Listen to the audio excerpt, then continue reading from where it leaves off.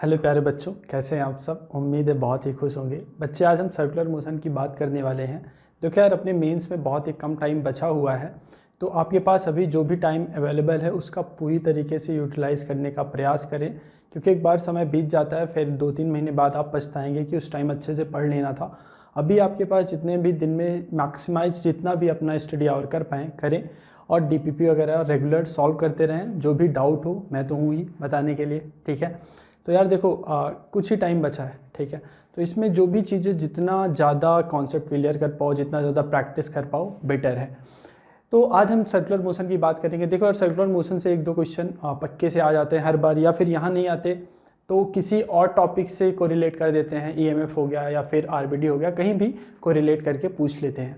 तो ये एक इंपॉर्टेंट चैप्टर है, अगर आप ध्यान से सुनेंगे तो देखो यार, प्रीवियस ईयर क्वेश्चन उठा के देखोगे तो बहुत ईजी मिलेगी, ठीक है। यहाँ जो मैं प्रैक्टिस कराऊंगा उससे काफ़ी हद तक वो इजी ही रहते हैं। आजकल जो मेंस का पैटर्न है, इजी क्वेश्चन आते हैं, ठीक है। तो आइए देखते हैं। सबसे पहले हम शुरू करते हैं, सर्कुलर मोशन है क्या। जो मोशन सर्कुलर हो वही सर्कुलर मोशन है, ठीक है। सिंपल सा डिफिनीशन कि कोई भी चीज़ अगर सर्कल में घूम रही है तो उसी को बोल देते हैं the particle is performing a circular motion. Circle का डिफिनीशन आपने मैथ में पढ़ा होगा, वो हम बात करेंगे नहीं कि सर्कल क्या होता है। हमें तो सर्कुलर मोशन से मतलब है कि कोई चीज़ अगर सर्कल में रोटेट कर रही है तो that is called circular motion. अब अगर कोई चीज़ मान लो ये पार्टिकल P है, ठीक है, सेंटर C है, सर्कल का रेडियस R है, और ये particle with some velocity rotate कर रहा है, ठीक है, ऐसे घूम रहा होगा, ठीक है। तो कुछ देर बाद देखोगे पार्टिकल्स मान शायद यहाँ पहुँच जाए, ठीक है, ये यहाँ पहुँच जाए, हो सकता है, ठीक है। तो बच्चे ये यहाँ से यहाँ जब पहुँचेगा तो इस पॉइंट पर वेलोसिटी कुछ ऐसी हो जाएगी, ठीक है। तो ये जो एंगल रोटेट कर रहा है ना, एंगल रोटेट कर रहा है, अगर ये थीटा बच्चे बहुत ही छोटा हो, अगर ये थीटा बहुत ही छोटा हो तो उसको डी थीटा बोलते हैं। और अगर थोड़ा सा सिग्निफिकेंट हो, ये जो एंगल में चेंज है, अगर ये थोड़ा सा सिग्निफिकेंट हो तो इसको हम डेल्टा थीटा बोलते हैं, ठीक है। जितना इसके घूमने में चेंज आया थीटा का, वो डेल्टा थीटा भी बोल सकते हैं, डी थीटा भी बोल सकते हैं। ये जो डी थीटा होता है ना बच्चे, ये जो डी थीटा होता है ये एक वेक्टर क्वांटिटी होती है। और अगर डेल्टा थीटा थोड़ा सा सिग्निफिकेंट होता है, मतलब बड़ा होता है थोड़ा क्वांटिटी में, और डी थीटा बहुत ही छोटे एंगल को बोलते हैं, ठीक है। ये जो डेल्टा थीटा है इसको बच्चे हम स्केलर बोलते हैं, ठीक है।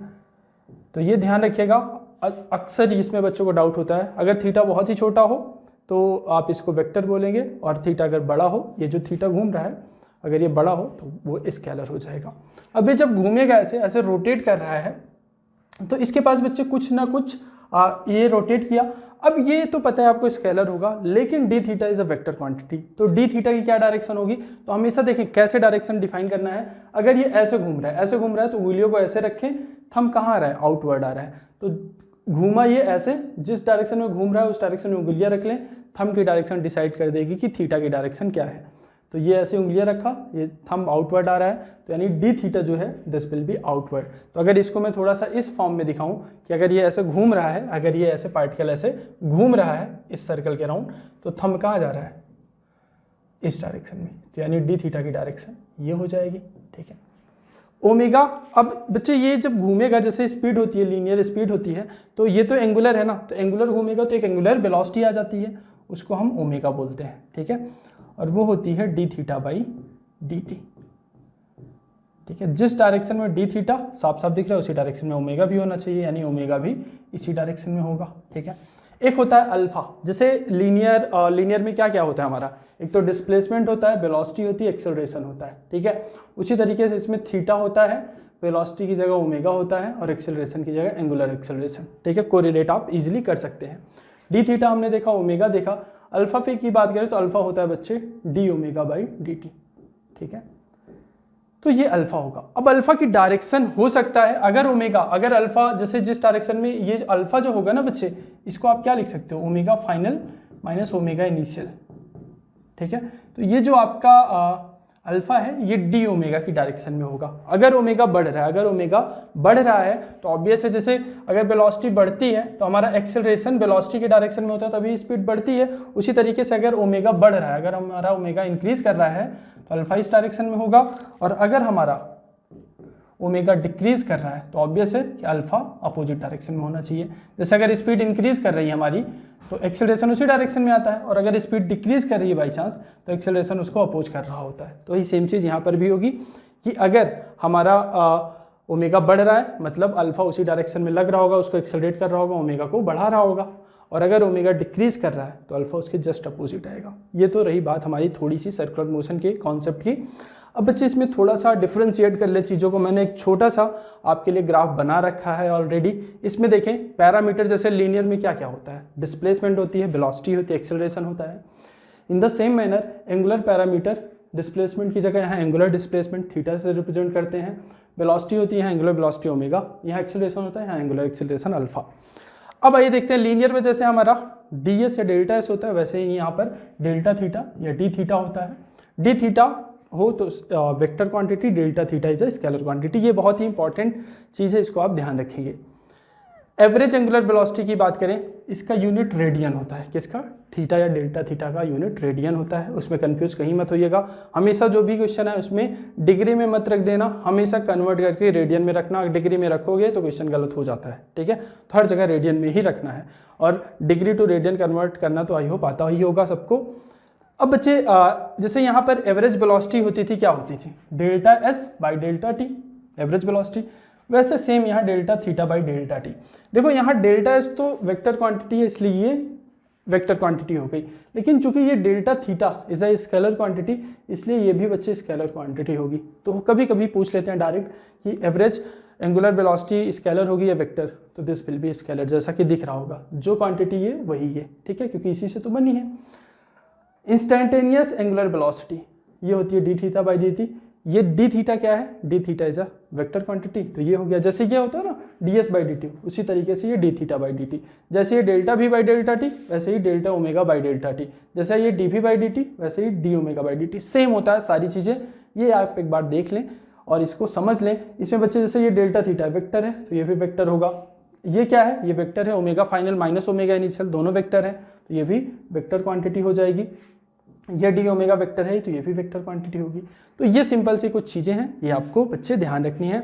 इसमें कोई रॉकेट साइंस तो है नहीं कि बहुत ज़्यादा समझाना हो, बस ये जान लें को रिलेट आप कर पाएँ और इजीली आपको ये फार्मूले सारे याद ही होंगे तो आप इसको इजीली याद रख पाएंगे, ठीक है। अब बच्चे आता है हमारा motion with constant angular acceleration. देखो यार हमने पढ़ा है, हमने काइनेमेटिक्स में आपने पढ़ा होगा कि जो जब एक्सेलरेशन कांस्टेंट होता है तो तीन इक्वेशन ऑफ मोशन पढ़ी थी। कौन कौन सी? ये तीनों इक्वेशन ऑफ मोशन आपने पढ़ी होगी। वहाँ पर u का क्या मतलब है, v का क्या मतलब है।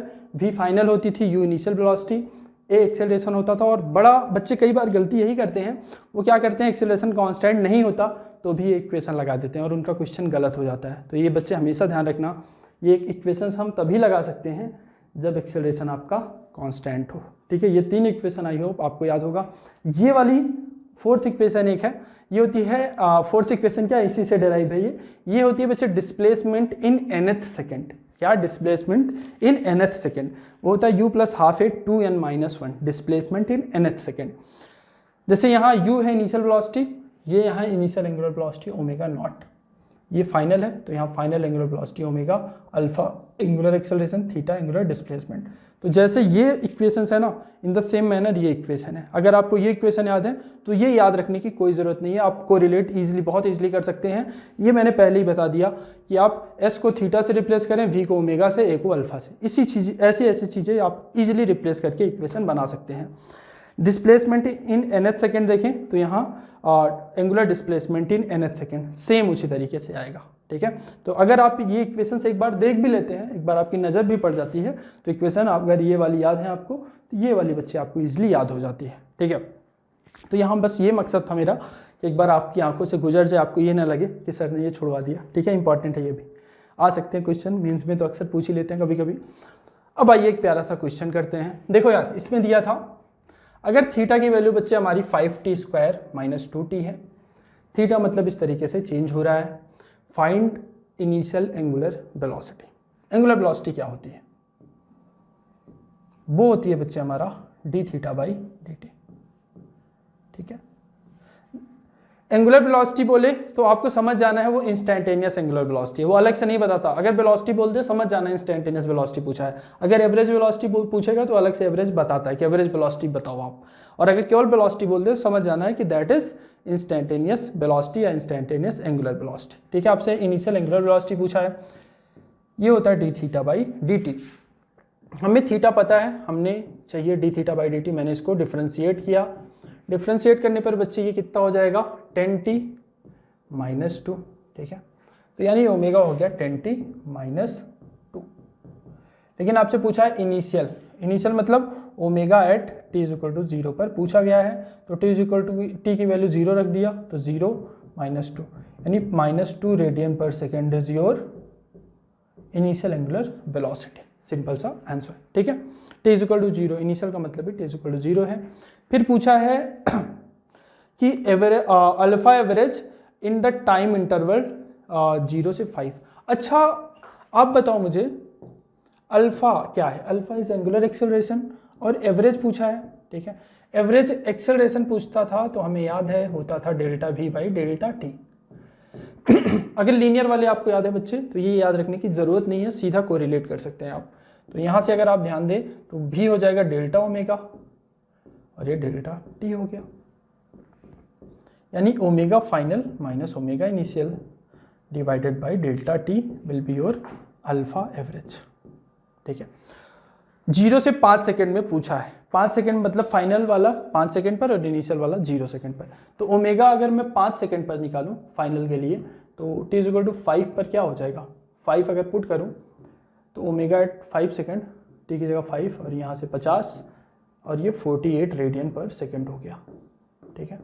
तो अगर आपसे एवरेज एक्सेलरेशन पूछ रहा है, ठीक है, 0 से 5 सेकेंड के बीच, 0 से 5 सेकेंड का मतलब क्या कि 5 सेकेंड वाला फाइनल होगा ओमेगा फाइनल और यहाँ वाला ओमेगा इनिशियल। तो 5 सेकेंड पर कितना है omega, that is 48, values put कर दें 48 और इनिशियल मतलब 0 सेकेंड पर जो कि हमने निकाला था 2 है, सॉरी -2 है। और टोटल टाइम टेकन कितना है 0 से 5 यानी 5 सेकेंड। तो ये हो जाएगा बच्चे 50/5 यानी 10 रेडियन पर सेकेंड स्क्वायर, ठीक है। जैसे मीटर पर सेकेंड स्क्वायर होता था ना वहाँ, वैसे ये रेडियन पर second square. Find initial angular acceleration, initial angular acceleration पूछा है, ये तो हमने एवरेज एंगुलर एक्सेलरेशन निकाला। इनिशियल एंगुलर एक्सेलरेशन पूछा है, इसने एवरेज का यूज नहीं किया, केवल एंगुलर एक्सेलरेशन बोल दिया। इनिशियल का मतलब होता है टी इज इक्वल टू 0, ठीक है। अब भैया अगर इसने एंगुलर एक्सेलरेशन सीधा सीधा बोल दिया तो उसका सिंपल सा आपको ये मतलब निकाल लेना चाहिए कि वो इंस्टेंटेनियस एंगुलर एक्सेलरेशन की बात कर रहा है। तो वो कितना होता है, वो होता है D omega by d t. यहाँ से अगर हम ध्यान दें तो हमारे पास ओमेगा तो भैया आ चुका है, हमारे पास ओमेगा यही था ना D theta by d t. तो अगेन अगर इसको मैं डिफ्रेंशिएट कर दूँ D omega by d t तो ये बचेगा मेरे पास 10 केवल, ठीक है। तो यही जो D omega by d T है 10 और ये रेडियन पर सेकेंड स्क्वायर हो जाएगा और यही कांस्टेंट होगा क्योंकि ये टाइम पर तो डिपेंड नहीं कर रहा है, तो हमें रखने की ज़रूरत ही नहीं है। चाहे आप टी इक्वल टू 0 पर देखोगे या टी इक्वल टू 2 पर देखोगे आपको ये वही दिखेगा, यानी ये कांस्टेंट एंगुलर एक्सेलरेशन वाला केस था। इसको आप नोट कर लें, फिर आगे चलते हैं। Note down. चलिए बच्चों नेक्स्ट हम बात करते हैं एक छोटे से फार्मूले की जिसमें बच्चे अक्सर कंफ्यूज रहते हैं। इसमें क्या होता है ना, कई बार जैसे ये सिंपल सा फार्मूला बच्चे है तो v is equal to omega cross r, लेकिन एक बार एग्जाम में ऐसे दे दिया था r क्रॉस ओमेगा होगा, क्योंकि बच्चों को जनरली फार्मूला r ओमेगा याद रहता है, ठीक है। तो ये टिक मार के चले आते हैं, ठीक है, तो वो गलत हो जाता है, ठीक है। होगा रियल में ये ओमेगा क्रॉस आर। ये कई बार मेंस में तो डायरेक्ट पूछ सकते हैं, ठीक है, डिफरेंट ऑप्शंस देके, ठीक है। अब शायद ना पूछे लेकिन क्या पता पूछ सकते हैं, वैसे प्रीवियस में तो आ चुका है। तो ऐसे ओमेगा मतलब ओम अस्तित्व में सबसे पहले आया था, तो आप इसको याद रख सकते हैं ओमेगा पहले आएगा, ठीक है। मतलब ये कोई ट्रिक नहीं है, लेकिन आप ऐसे याद रख सकते हैं v is equal to omega cross r, ठीक है।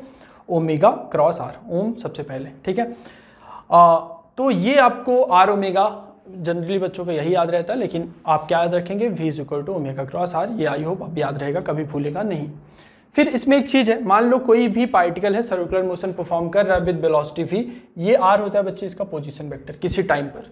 ये जो r होता है ना, ये रेडियस नहीं होती, ये होता है पार्टिकल अगर यहाँ पहुंचा, पार्टिकल यहाँ पहुंचा तो r ऐसे हो जाएगा, यानी ये पोजीशन वेक्टर हो जाएगा, ठीक है। तो r ये पोजीशन वेक्टर होता है इसका और ओमेगा होता है। चूंकि पोजीशन वेक्टर का मैग्नीट्यूड रेडियस के बराबर होता है इसलिए बच्चे उसको सोचते हैं रेडियस है, वैसे रेडियस ही उसका मैग्नीट्यूड तो रेडियस ही देता है, लेकिन रियल में ये this is position vector r of the particle from the origin, ठीक है।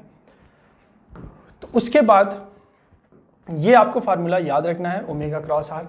अब इसमें देखो, इसमें जैसे ये रेडियस है r है, ठीक है, वेलोसिटी ऐसे है, ठीक है। किसी भी टाइम पर अगर ये पार्टिकल यहाँ पहुँचता है, मान लो यहाँ पर पहुँचता है, ये हमेशा रेडियल डायरेक्शन में रहता है और ये वेलोसिटी हमेशा टेंजेंशियल डायरेक्शन में रहती है। तो टेंजेंट आपको पता है ना, ये हमेशा रेडियल डायरेक्शन में रहेगा ऐसे आर, और ये हमेशा टेंजेंशियल डायरेक्शन में रहेगी। तो इन दोनों के बीच का एंगल जो होता है हमेशा भैया 90 डिग्री रहता है। कितना रहता है? 90 डिग्री रहता है। यहाँ पर मान लो ये पहुँच गया यहाँ पर, तो वेलोसिटी ऐसे हुई v, r ऐसे हो जाएगा। अगेन देखो दोनों के बीच का एंगल 90 डिग्री। तो ये तो हमें पता चल गया कि v और r के बीच का एंगल हमेशा 90 डिग्री होगा। रीजन आई होप क्लियर होगा। फिर ओमेगा की बात करें, मैंने अभी थोड़ी देर पहले बताया था, अगर ये पार्टिकल ऐसे रोटेट कर रहा है तो आप उंगलियों को रख दें रोटेशन की डायरेक्शन में। ऐसे रोटेट कर रहा है तो उंगलियों को मैंने रोटेशन की डायरेक्शन में रखा, मेरा थंब आ रहा है कहाँ? आउटवर्ड, यानी ओमेगा होगा बच्चे आउटवर्ड डायरेक्शन में। ओमेगा कहाँ होगा? आउटवर्ड डायरेक्शन में। ठीक है, तो आप ध्यान से देखें v और r तो सेम ही प्लेन में लाई कर रहे हैं। जैसे अगर आप ध्यान से यहाँ पर देखेंगे तो ये जो v की डायरेक्शन है ये है, v की डायरेक्शन ये हुई इस पॉइंट के लिए, r की डायरेक्शन ये है, r की डायरेक्शन ये हो गई, v की डायरेक्शन ये हो गई, और ओमेगा की डायरेक्शन क्या आ रही है? ओमेगा की डायरेक्शन आउटवर्ड। आउटवर्ड मतलब जैसे z, मतलब इस प्लेन के आउटवर्ड आएगी। तो यानी ये ओमेगा की डायरेक्शन हो गई। यानी अगर आप इसको x एक्सिस मानते हो, ये y एक्सिस हो जाएगा और ये z एक्सिस, क्योंकि ये इस प्लेन के आउटवर्ड आ रहा है ओमेगा। देख लें, ऐसे रोटेशन डायरेक्शन रखे, थंब आउटवर्ड यानी ओमेगा आउटवर्ड। तो यहाँ से एक चीज़ साफ साफ पता चल रहा है, x y z आपस में म्यूचुअली परपेंडिकुलर होते हैं। तो यहाँ से v r और ओमेगा भी बच्चे म्यूचुअली परपेंडिकुलर होंगे। जैसे x axis y axis z axis आपस में एक दूसरे के परपेंडिकुलर होते हैं ना, वैसे ही चूंकि ये x y z के लॉन्ग आ रहे हैं अगर देखें तो, इसलिए ये आपस में हमेशा म्यूचुअली परपेंडिकुलर होते हैं। अब एक छोटा सा क्वेश्चन है, आप इसको करने का प्रयास करें।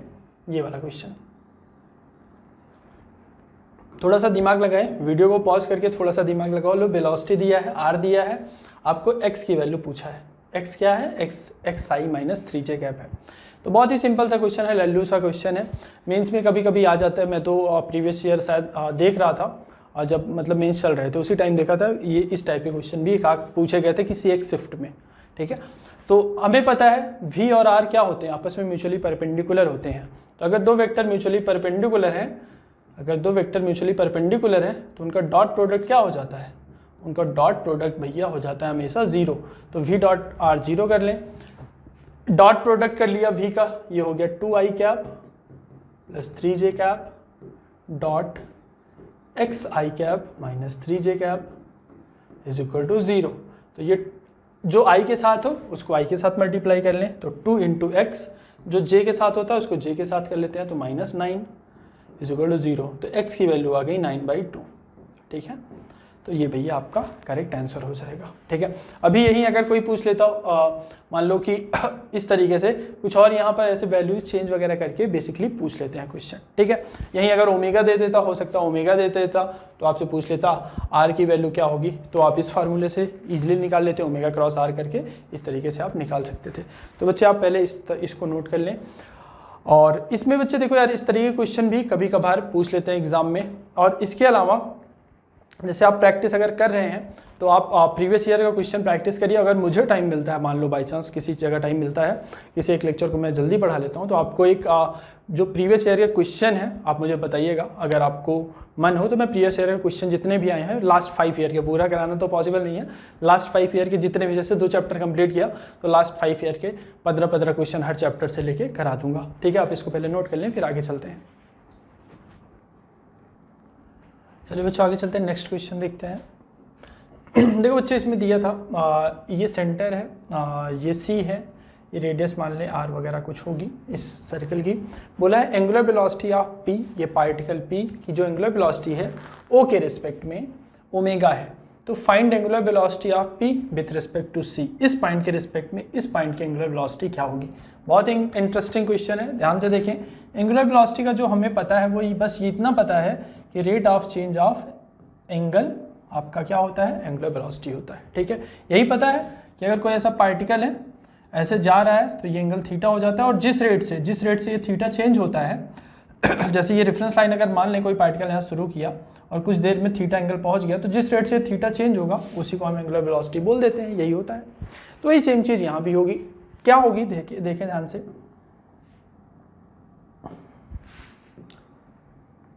देखिए ये एंगल मान लें थीटा है, ठीक है। अगर ये मानो कि ये रेफरेंस लाइन, इसको आप रेफरेंस लाइन मान लो, ठीक है। ये रेफरेंस लाइन होती है, रेफरेंस लाइन जहाँ से एंगल मेजर किया जा रहा है उसको रेफरेंस लाइन बोल देते हैं, ठीक है।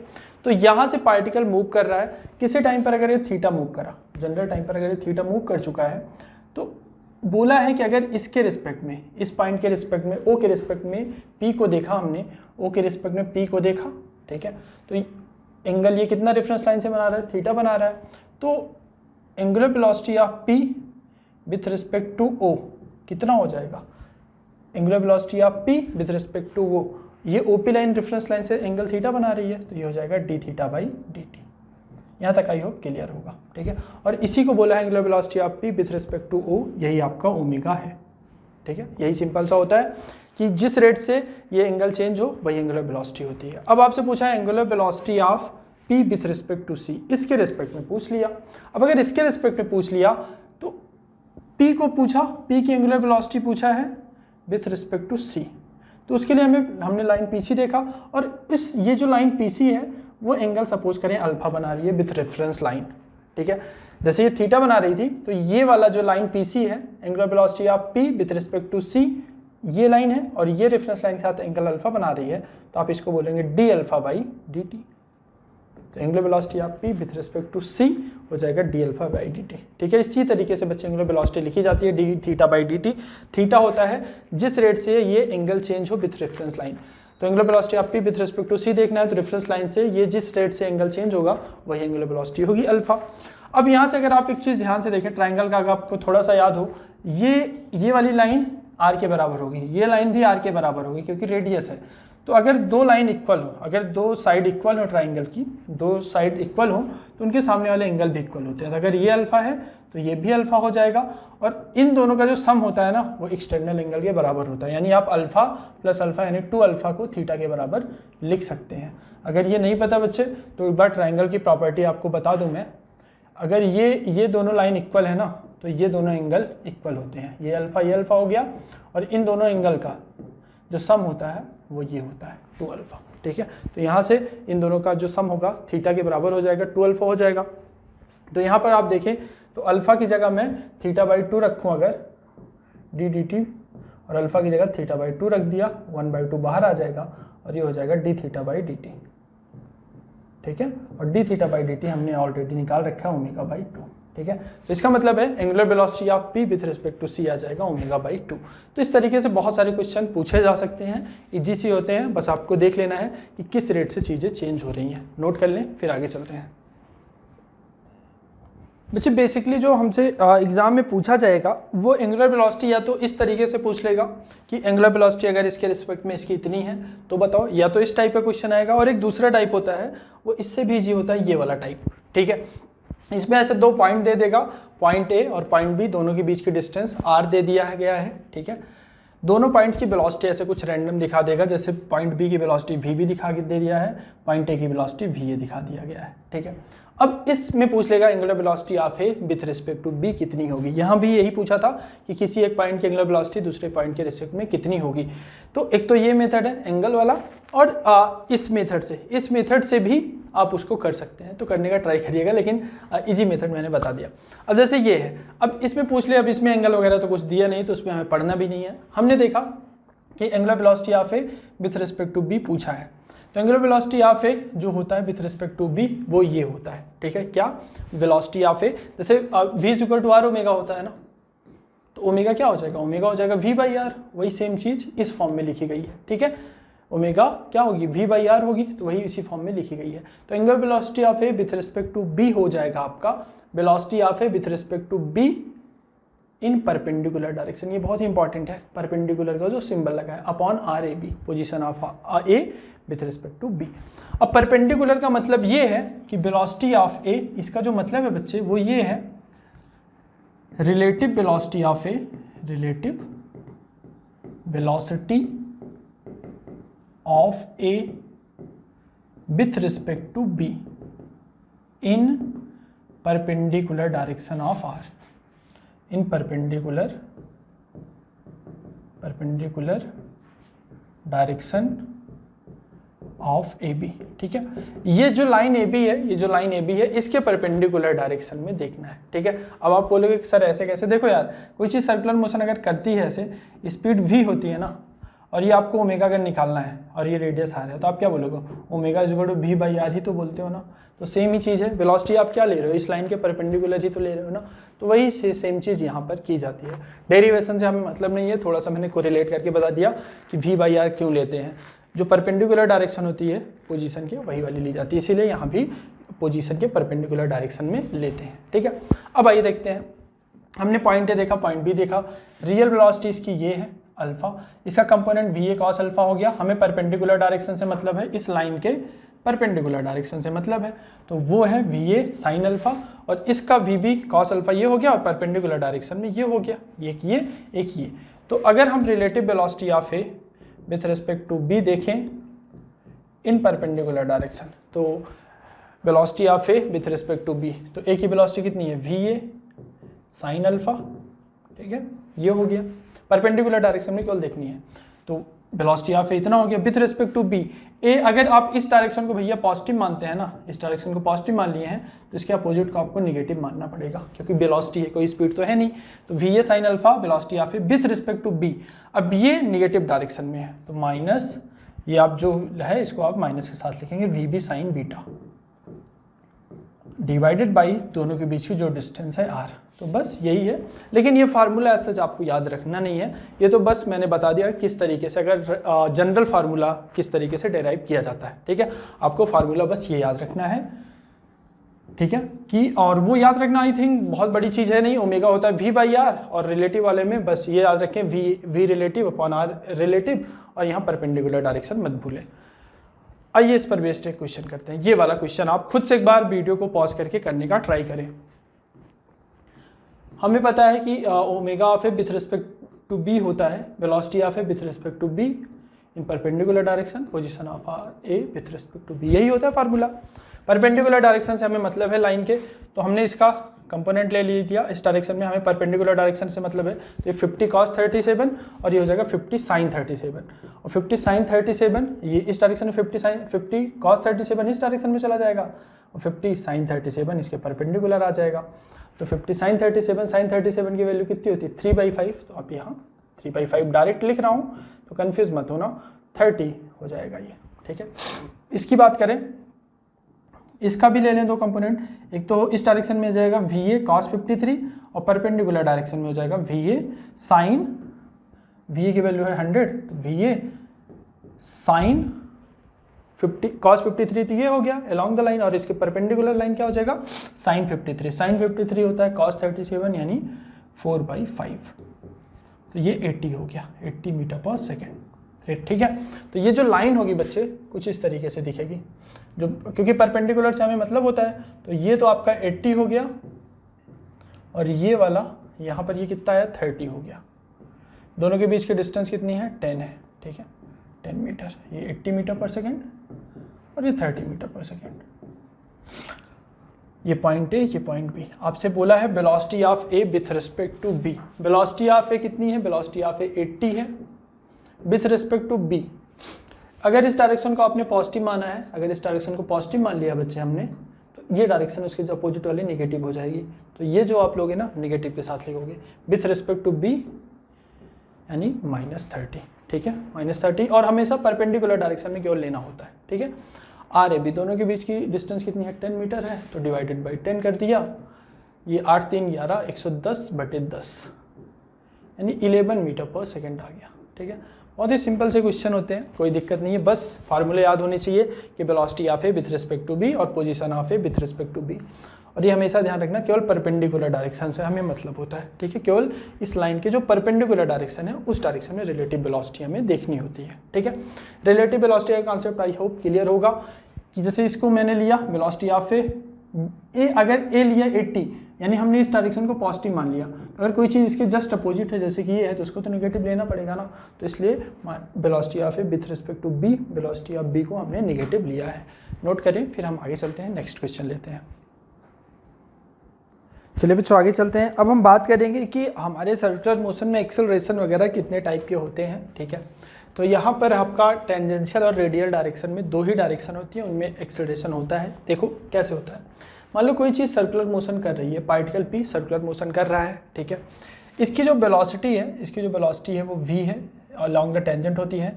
तो जो एक्सेलरेशन टेंजेंशियल डायरेक्शन में होता है उसको हम टेंजेंशियल एक्सेलरेशन बोलते हैं, और जो एक्सेलरेशन नॉर्मल, जैसे ये टेंजेंट है ये नॉर्मल है, ठीक है, और जो एक्सेलरेशन नॉर्मल इसी को रेडियल या इसी को टेंजेंशियल इसी को रेडियल या नॉर्मल डायरेक्शन बोलते हैं। तो जो एक्सेलरेशन अलोंग द सेंटर हो उसी को बच्चे हम सेंट्रीपेटल एक्सेलरेशन बोलते हैं, रेडियल एक्सेलरेशन बोलते हैं, नॉर्मल। इसके तीन नाम हैं, कौन कौन से? Normal acceleration, centripetal acceleration, radial acceleration. तीनों सेम चीज़ें हैं, कुछ भी बोल दे आपको कंफ्यूज नहीं होना है, ठीक है। टेंजेंट के अलावा, टेंजेंशियल एक्सेलरेशन के अलावा कुछ भी बोले तो ये यही वाली होती है, ठीक है, क्योंकि दो ही होती हैं, एक टेंजेंट हो गया, दूसरा ये। नॉर्मल एक्सेलरेशन कभी कभी बोल देता है, कभी कभी सेंट्रीपेटल, कभी कभी रेडियल एक्सेलरेशन, ठीक है। यही दो एक्सेलरेशन बच्चे हमारे पास होते हैं। अब ये जो दोनों एक्सेलरेशन है ना, ये जो दोनों एक्सेलरेशन है इस पार्टिकल के दो ही, एक अलॉन्ग द टेंजेंट, एक अलॉन्ग द रेडियल डायरेक्शन हो सकते हैं। तो इन दोनों का जो नेट होता है ना ए, उसको हम ए नेट बोलते हैं, ठीक है। अब ये चूंकि ये दोनों एक तो अलॉन्ग द टेंजेंट है, एक अलॉन्ग द नॉर्मल, तो यानी ऑब्वियस है इनके बीच का एंगल 90 डिग्री होगा। तो इनका जो नेट एक्सेलरेशन आता है ना, जब दो वेक्टर के बीच का एंगल 90 डिग्री हो तो उनका जो रिजल्टेंट आता है कुछ इसी तरीके से तो आता है ना। तो ए नेट जो आएगा वो √AC² + AT² हो जाएगा, ठीक है। और जो नेट एक्सेलरेशन होता है हमारा, जो नेट एक्सेलरेशन होता है वो dv/dt भी होता है, ठीक है, rate of change of velocity, ठीक है। तो ये ध्यान रखें, दो ही एक्सेलरेशन, एक टेंजेंशियल एक रेडियल, और उनका नेट एक्सेलरेशन ये होता है, ठीक है। अब आइए टेंजेंशियल के बारे में थोड़ा जानें। टेंजेंशियल एक्सेलरेशन जो होता है बच्चे, that is d/dt of mod of v। मतलब ये मॉड ऑफ v बेसिकली क्या है? This is speed. वेलोसिटी का मैग्नीट्यूड क्या होता है? मॉड मतलब मैग्नीट्यूड, तो वेलोसिटी का मैग्नीट्यूड का जो चेंज होता है that is called tangential acceleration. ये मॉड ऑफ v मतलब स्पीड, यानी ये जो आपका टेंजेंशियल एक्सेलरेशन होता है ना, ये कुछ नहीं, ये बस rate of change of speed होता है। क्या होता है? Rate of change of speed. तो कहीं कहीं पर बोल देते हैं rate of change of speed इतनी है, तो आपको सिंपल सा समझ जाना है कि टेंजेंशियल एक्सेलरेशन है वो। और जब भी कोई चीज़ मोशन कर रही होती है, सर्कुलर मोशन ना, तो उसकी स्पीड में जो चेंज होता है ना, स्पीड में जो चेंज होता है वो केवल टेंजेंशियल एक्सेलरेशन की वजह से हो सकता है, क्योंकि ये वाला एक्सेलरेशन तो इसके नॉर्मल होता है ना, तो नॉर्मल डायरेक्शन में है तो इस पर तो कोई इफेक्ट डालेगा नहीं, स्पीड को चेंज नहीं करेगा, केवल वेलोसिटी को चेंज कर सकता है, बस ये वाला। तो ये rate of change of speed होता है tangential acceleration. Normal acceleration, centripetal, radial, इसका जो मैग्नीट्यूड होता है वो होता है v²/r। कितना? v²/r। सेंट्रीपेटल एक्सेलरेशन का v²/r, इसका r अल्फा हो जाता है। अब आप पूछोगे सर कैसे? तो देखो मॉड ऑफ v करोगे, v किसी टाइम पर ओमेगा क्रॉस r होता है, तो आप इसको AT अगर आप देखोगे तो स्पीड हो जाएगा किसी टाइम पर r ओमेगा, r बाहर ले लिया क्योंकि रेडियस कांस्टेंट है, तो ये d⍵/dt हो जाता है। तो d⍵/dt अल्फा होता है, तो ये r अल्फा हो जाता है, ठीक है। तो जो आपका टेंजेंशियल एक्सेलरेशन है उसका फार्मूला r अल्फा होता है, और एक rate of change of speed होता है, और इसका v²/r होता है, ठीक। तो यही छोटे छोटे से फार्मूले हैं। अल्फा क्या होता है? अल्फा आपको पता ही है, एंगुलर एक्सेलरेशन होता है, ठीक है। जो इसमें और कुछ खास बात नहीं है, ये चीज़ थोड़ा सा एक बार नज़रों में बसा लें।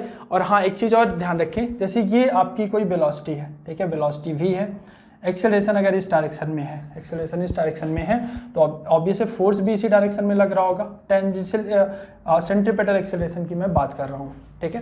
तो अगर वेलोसिटी इस डायरेक्शन में है जैसे कि ये, और जो सेंट्रीपेटल एक्सेलरेशन है, सेंट्रीपेटल फोर्स है, वो इसके परपेंडिकुलर है, तो इसका जो पावर होगा इस वाले का वो 0 हो जाएगा, यानी ये कोई भी वर्क नहीं कर रहा होगा इस पर। तो जब इस पर वर्क ही नहीं करेगा तो ये वाला जो सेंट्रीपेटल फोर्स होता है बच्चे, ये वेलोसिटी को चेंज कर सकता है लेकिन स्पीड को चेंज नहीं कर सकता, ठीक है। इसकी स्पीड को केवल टेंजेंशियल एक्सेलरेशन ही चेंज कर सकता है, ठीक है। अगर आप टेंजेंशियल एक्सेलरेशन 0 कर दोगे, अगर टेंजेंशियल एक्सेलरेशन मैं 0 कर दूं, तो यानी rate of change of speed, ये क्या है? ये स्पीड ही तो है ना। अगर टेंजेंशियल एक्सेलरेशन 0 हो जाए तो स्पीड बच्चे हो जाती है हमारी कांस्टेंट, ठीक है। तो ये चीज़ थोड़ा सा ध्यान रखिएगा, दो ही acceleration, tangential, centripetal. Tangential acceleration अगर 0 हो जाए तो स्पीड कांस्टेंट हो जाएगी, और rate of change of speed ही हमारा टेंजेंशियल एक्सेलरेशन होता है। उसके बाद बच्चे आगे चलते हैं। ये छोटा सा क्वेश्चन है, प्यारा सा, ये एडवांस में आया था, ठीक है, आपको ताज्जुब होगा। एक बार इसको करने का ट्राई करें, मैं आपको 2 मिनट दे रहा हूँ, सोचें। आपसे पूछा है show the direction of net acceleration at time T. Question समझा देता हूँ। हमने एक पेंडुलम लिया, t = 0 पर यहाँ से इसको रिलीज किया, यानी यहाँ पर इसकी वेलोसिटी 0 थी, रिलीज किया, ऐसे वर्टिकल प्लेन में है ये, रिलीज किया तो ऑब्वियस इसकी स्पीड बढ़ेगी और वापस ये यहाँ पर पहुँचेगा। अगेन जब यहाँ पर पहुँचेगा तो अगेन इसकी स्पीड 0 हो जाएगी, फिर ऐसे ऐसे ये मोशन करेगा। तो जब यहाँ कहीं बीच में है, इस पॉइंट पर t = t पर है, तो इसका नेट एक्सेलरेशन, आपको नेट एक्सेलरेशन की डायरेक्शन दिखानी है। क्वेश्चन में डिफरेंट ऑप्शन थे, डिफरेंट डायरेक्शन दिखाई गई थी नेट एक्सेलरेशन की, और बच्चों कंफ्यूज हुए। तो इसमें आप थोड़ा सा दिमाग लगाएं, करने का प्रयास करें। बताता हूँ, चलिए। ये यहाँ से रिलीज किया, ऑब्वियस है ये यहाँ से यहाँ तक तो सर्कुलर मोशन कर ही रहा है, सर्कुलर मोशन कर ही रहा है। और जब भी कोई चीज़ सर्कुलर मोशन करती है तो उसके 2 ही एक्सेलरेशन होते हैं, एक अलोंग द टेंजेंट, ये क्या है, ये सर्कल का एक छोटा सा पार्ट है, एक सर्कल का छोटा सा पार्ट है, ठीक है। यहाँ से यहाँ तक ये सर्कुलर मोशन कर रही है, और जब भी कोई चीज़ सर्कुलर मोशन करेगी बच्चे तो उसके 2 ही एक्सेलरेशन पॉसिबल हैं, एक तो अलोंग द टेंजेंट और एक अलोंग द सेंटर, ठीक है। ये सेंटर हो जाएगा, यहाँ से यहाँ तक सर्कुलर मोशन के लिए यही तो सेंटर होगा ना। तो और 2 ही एक्सेलरेशन होते हैं, एक टेंजेंशियल एक्सेलरेशन, एक सेंट्रीपिटल एक्सेलरेशन, ठीक है। अब ये वर्टिकल प्लेन में है तो इस पर mg तो भैया लग ही रहा होगा, mg तो लग ही रहा होगा, ठीक है, mg तो लग ही रहा होगा। जब ये यहाँ है तो एंगल थीटा मान लिया मैंने, थीटा, तो एक तो mg का cos थीटा ये हो गया, और इस डायरेक्शन में mg sin थीटा हो गया, ठीक है।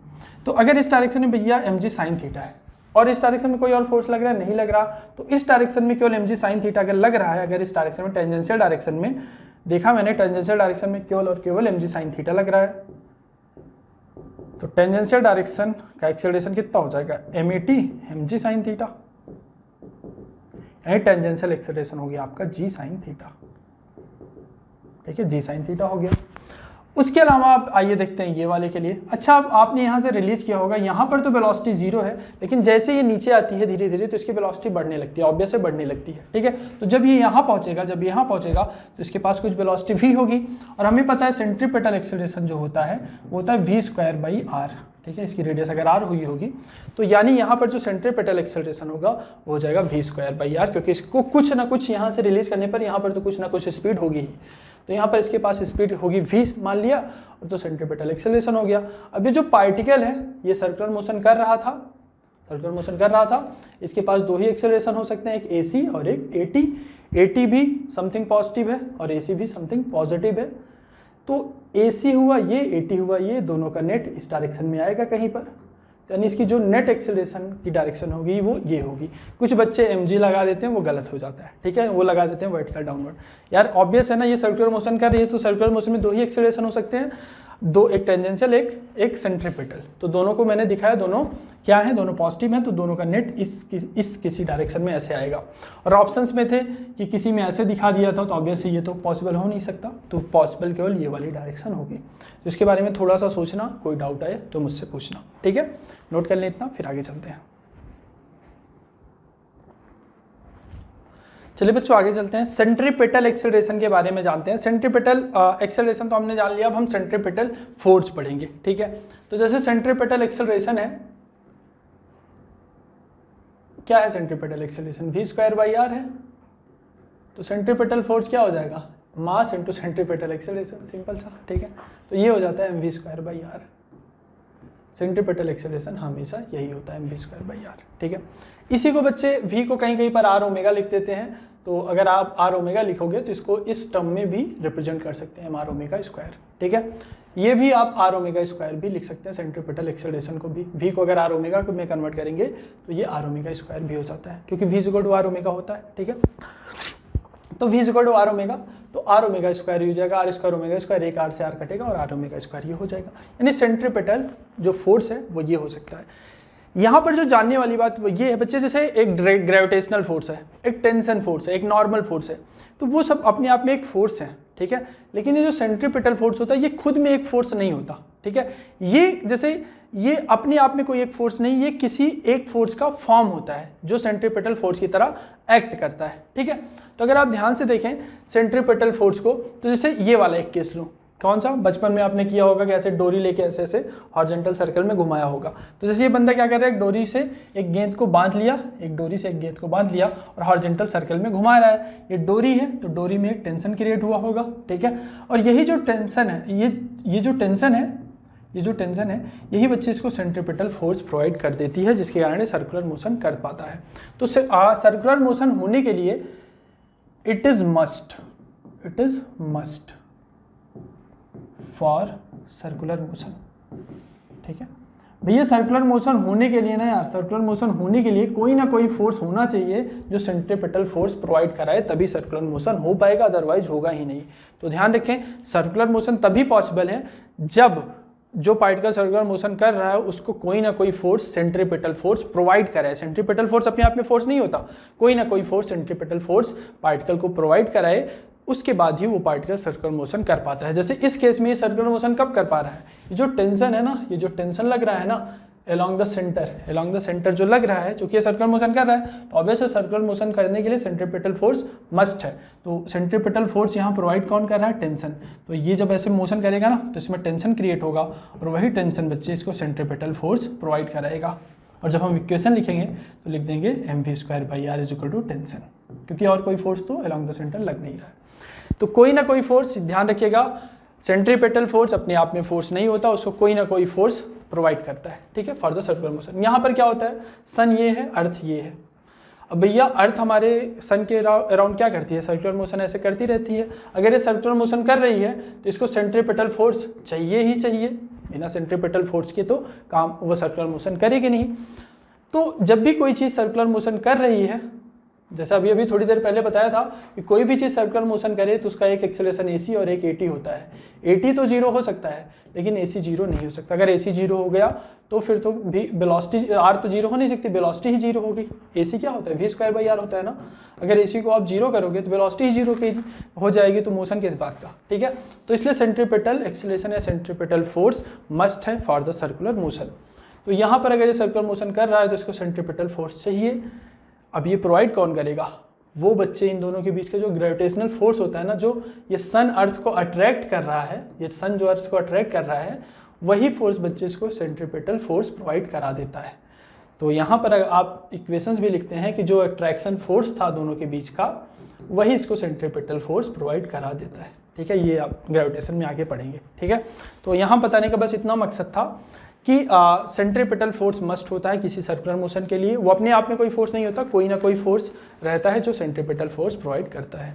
इसको नोट करें, फिर आगे चलते हैं। देखो बच्चों, नेक्स्ट क्वेश्चन है हमारा, find the tension in string and angular speed, ठीक है।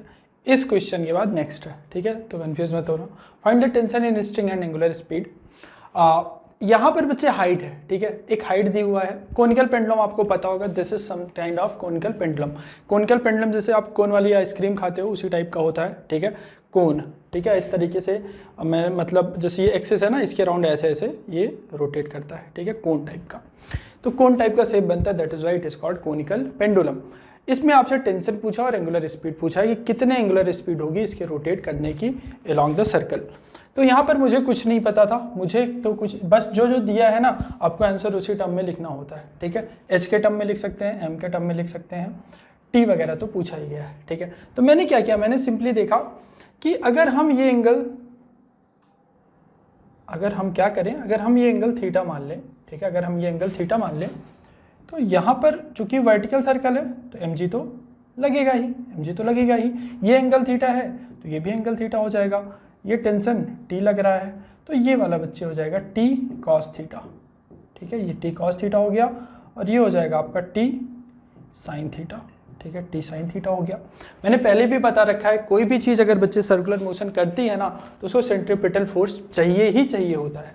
ये सर्कुलर मोशन कर रही है तो इसको सेंट्रीपिटल फोर्स चाहिए कहाँ, along the centre. Centripetal force along the centre होता है, तो अलोंग द सेंटर इस पे कौन सा फोर्स लग रहा है, केवल और केवल T sin थीटा है, यानी T sin थीटा ही वो फोर्स होगा जो इसको सेंट्रीपिटल फोर्स प्रोवाइड करा रहा होगा। सेंट्रीपिटल फोर्स होता कितना है, वो होता है mr ओमेगा स्क्वायर। r होती है रेडियस ऑफ द सर्कल, तो चलो इस सर्कल की रेडियस को माना r, ठीक है, और mr ओमेगा स्क्वायर लिख दिया।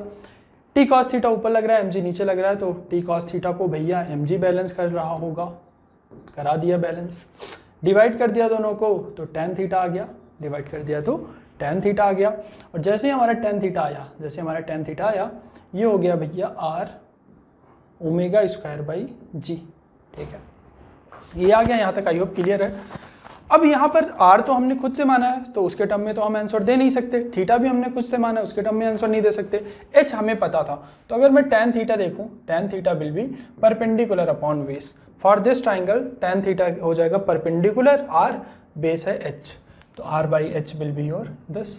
तो यहाँ पर आप r बाई एच पुट कर सकते हैं, tan थीटा की जगह r बाई एच पुट कर दिया, r से r कटा, और दोस्तों ओमेगा की वैल्यू क्या हो जाएगी, ओमेगा की वैल्यू हो जाएगी ओमेगा स्क्वायर हो जाएगा g by H.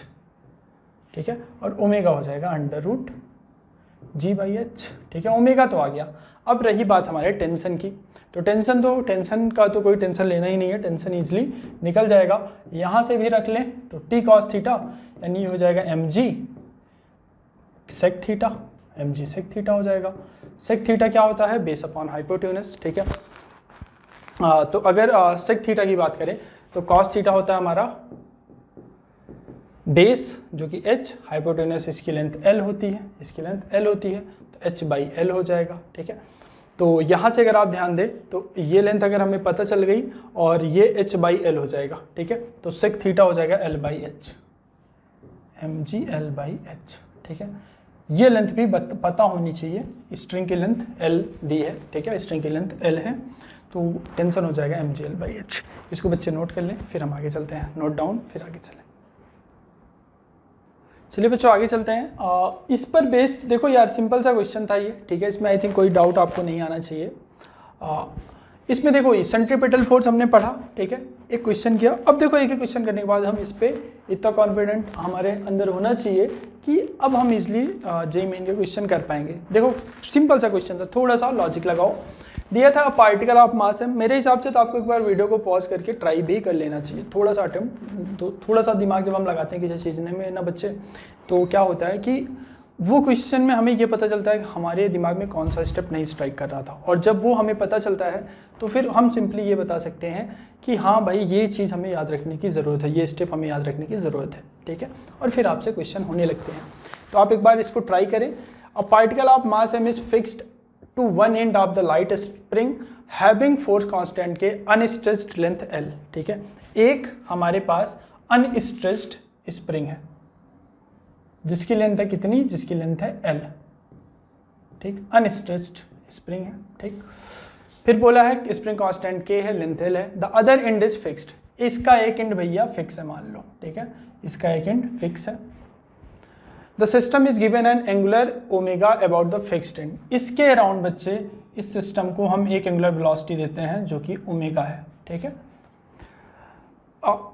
Fixed end of the spring such that it rotates in a circle in gravity free space. इस तरीके से दिया कि ग्रेविटी फ्री स्पेस में a particle of mass m is fix to one end, ये जो spring है इसके एक एंड पर m मास का पार्टिकल लगा दिया और इसको बच्चे फिक्स्ड एंड के अराउंड रोटेट कर रहे हैं। ठीक है, फिर बोला है the other and is fixed, the system is given angular velocity omega about the fixed end of the spring such that it does rotate in a circle in the given free space. ठीक है, मतलब ये circular motion करता है तो stretch in spring कितना होगा।